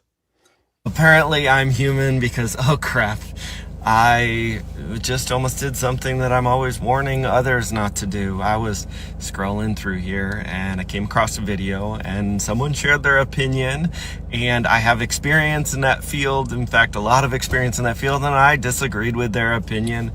And I went to the comment section and I started to type out, I disagree.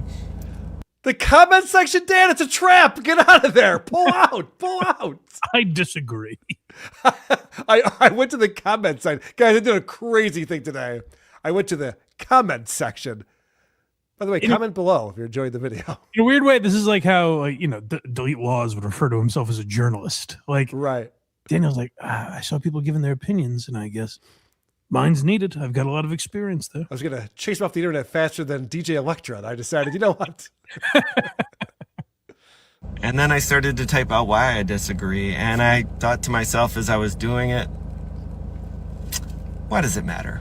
Why does it matter? Who's benefiting from me leaving this comment? There literally is no benefit. I mean, it's just creating controversy. In fact, if anybody's living their own best life and they're not hurting any other person and they have a different opinion than me, then why do I care? Why does... Holy shit, Dan, yes. Okay, good. You're right about this. This is a great start.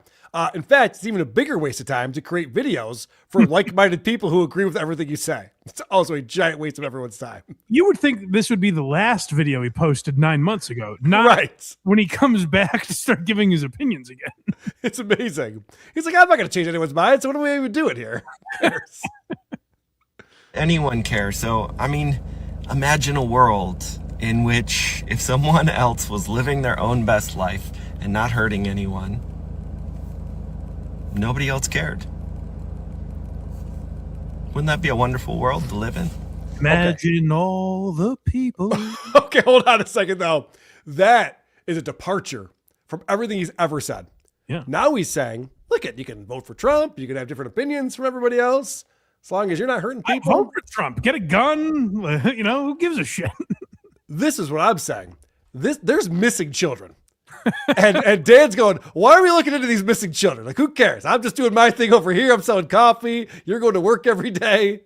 He's trumping right now. What? Yeah. The Epstein files? Who even shit anymore? Are people still talking about that missing kid who used to come to my art studio? People still talking about that? You guys are Who gives a still on shit? that? It's old news, people. Let's move on.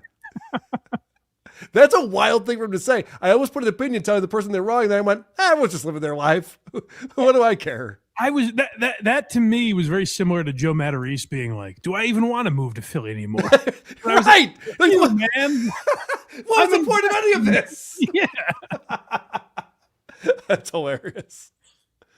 Anyway, Woke Dad's back. Very exciting. We are bringing Woke Dad into the Dabbleverse. He will be a segment of the show if we can keep him around for a little while longer. I love him. Whatnot Chaser on Super Tip.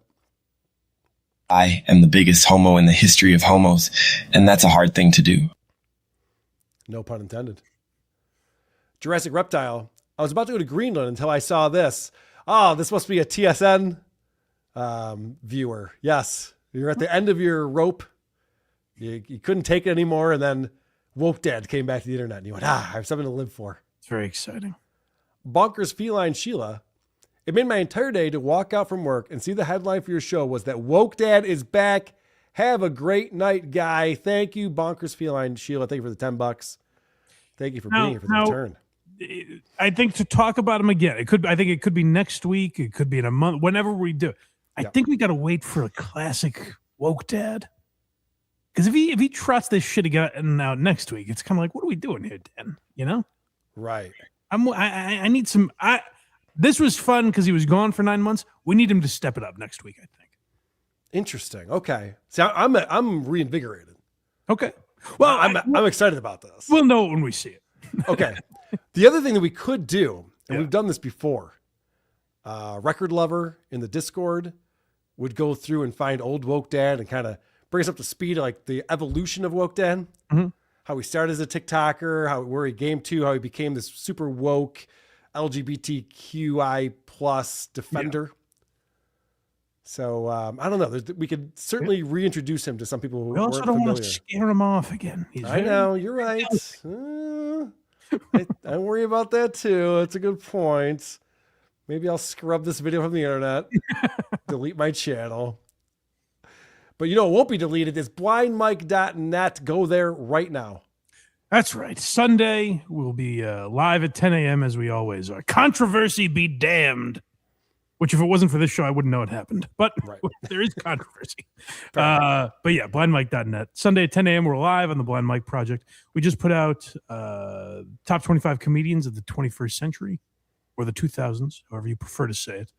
So check that out. Be a lot of hot debate in the comments on that list. So go be part of that. And we just put up a bonus episode of Why Are You Laughing on Patreon and for YouTube members. Intern David from the Opie and Anthony show. We dive into the antics of Intern David. A lot of people requested that. So it's finally up. So go check that out.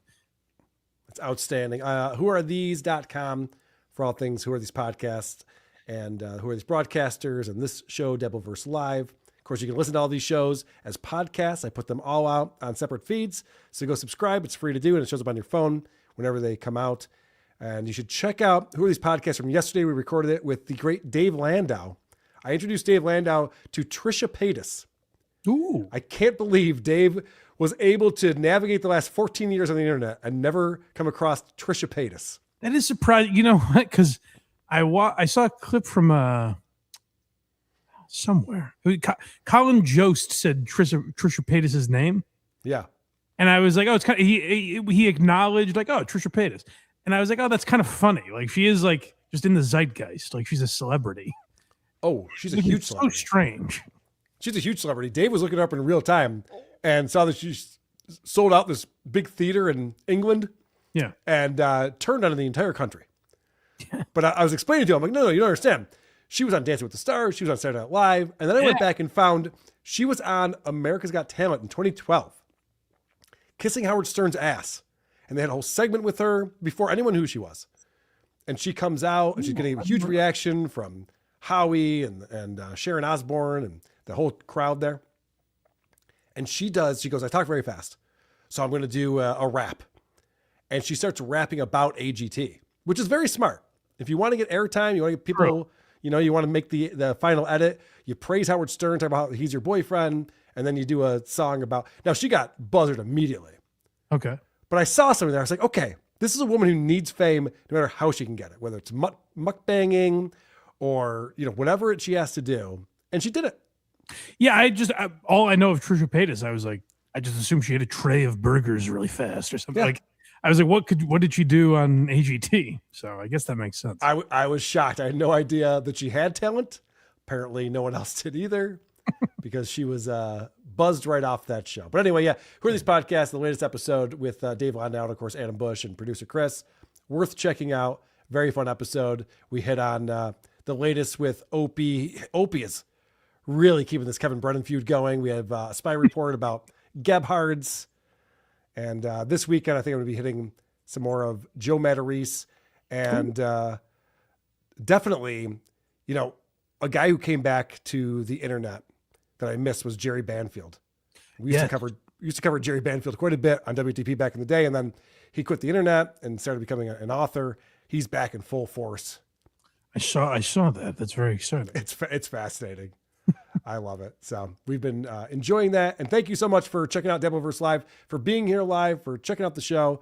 Follow us on this channel, on Blind Mike's channel. Subscribe to Blind Mike's channel. It goes back and forth every other week, and you can listen to it as a podcast. Well, there you go. There's your Dabbleverse news.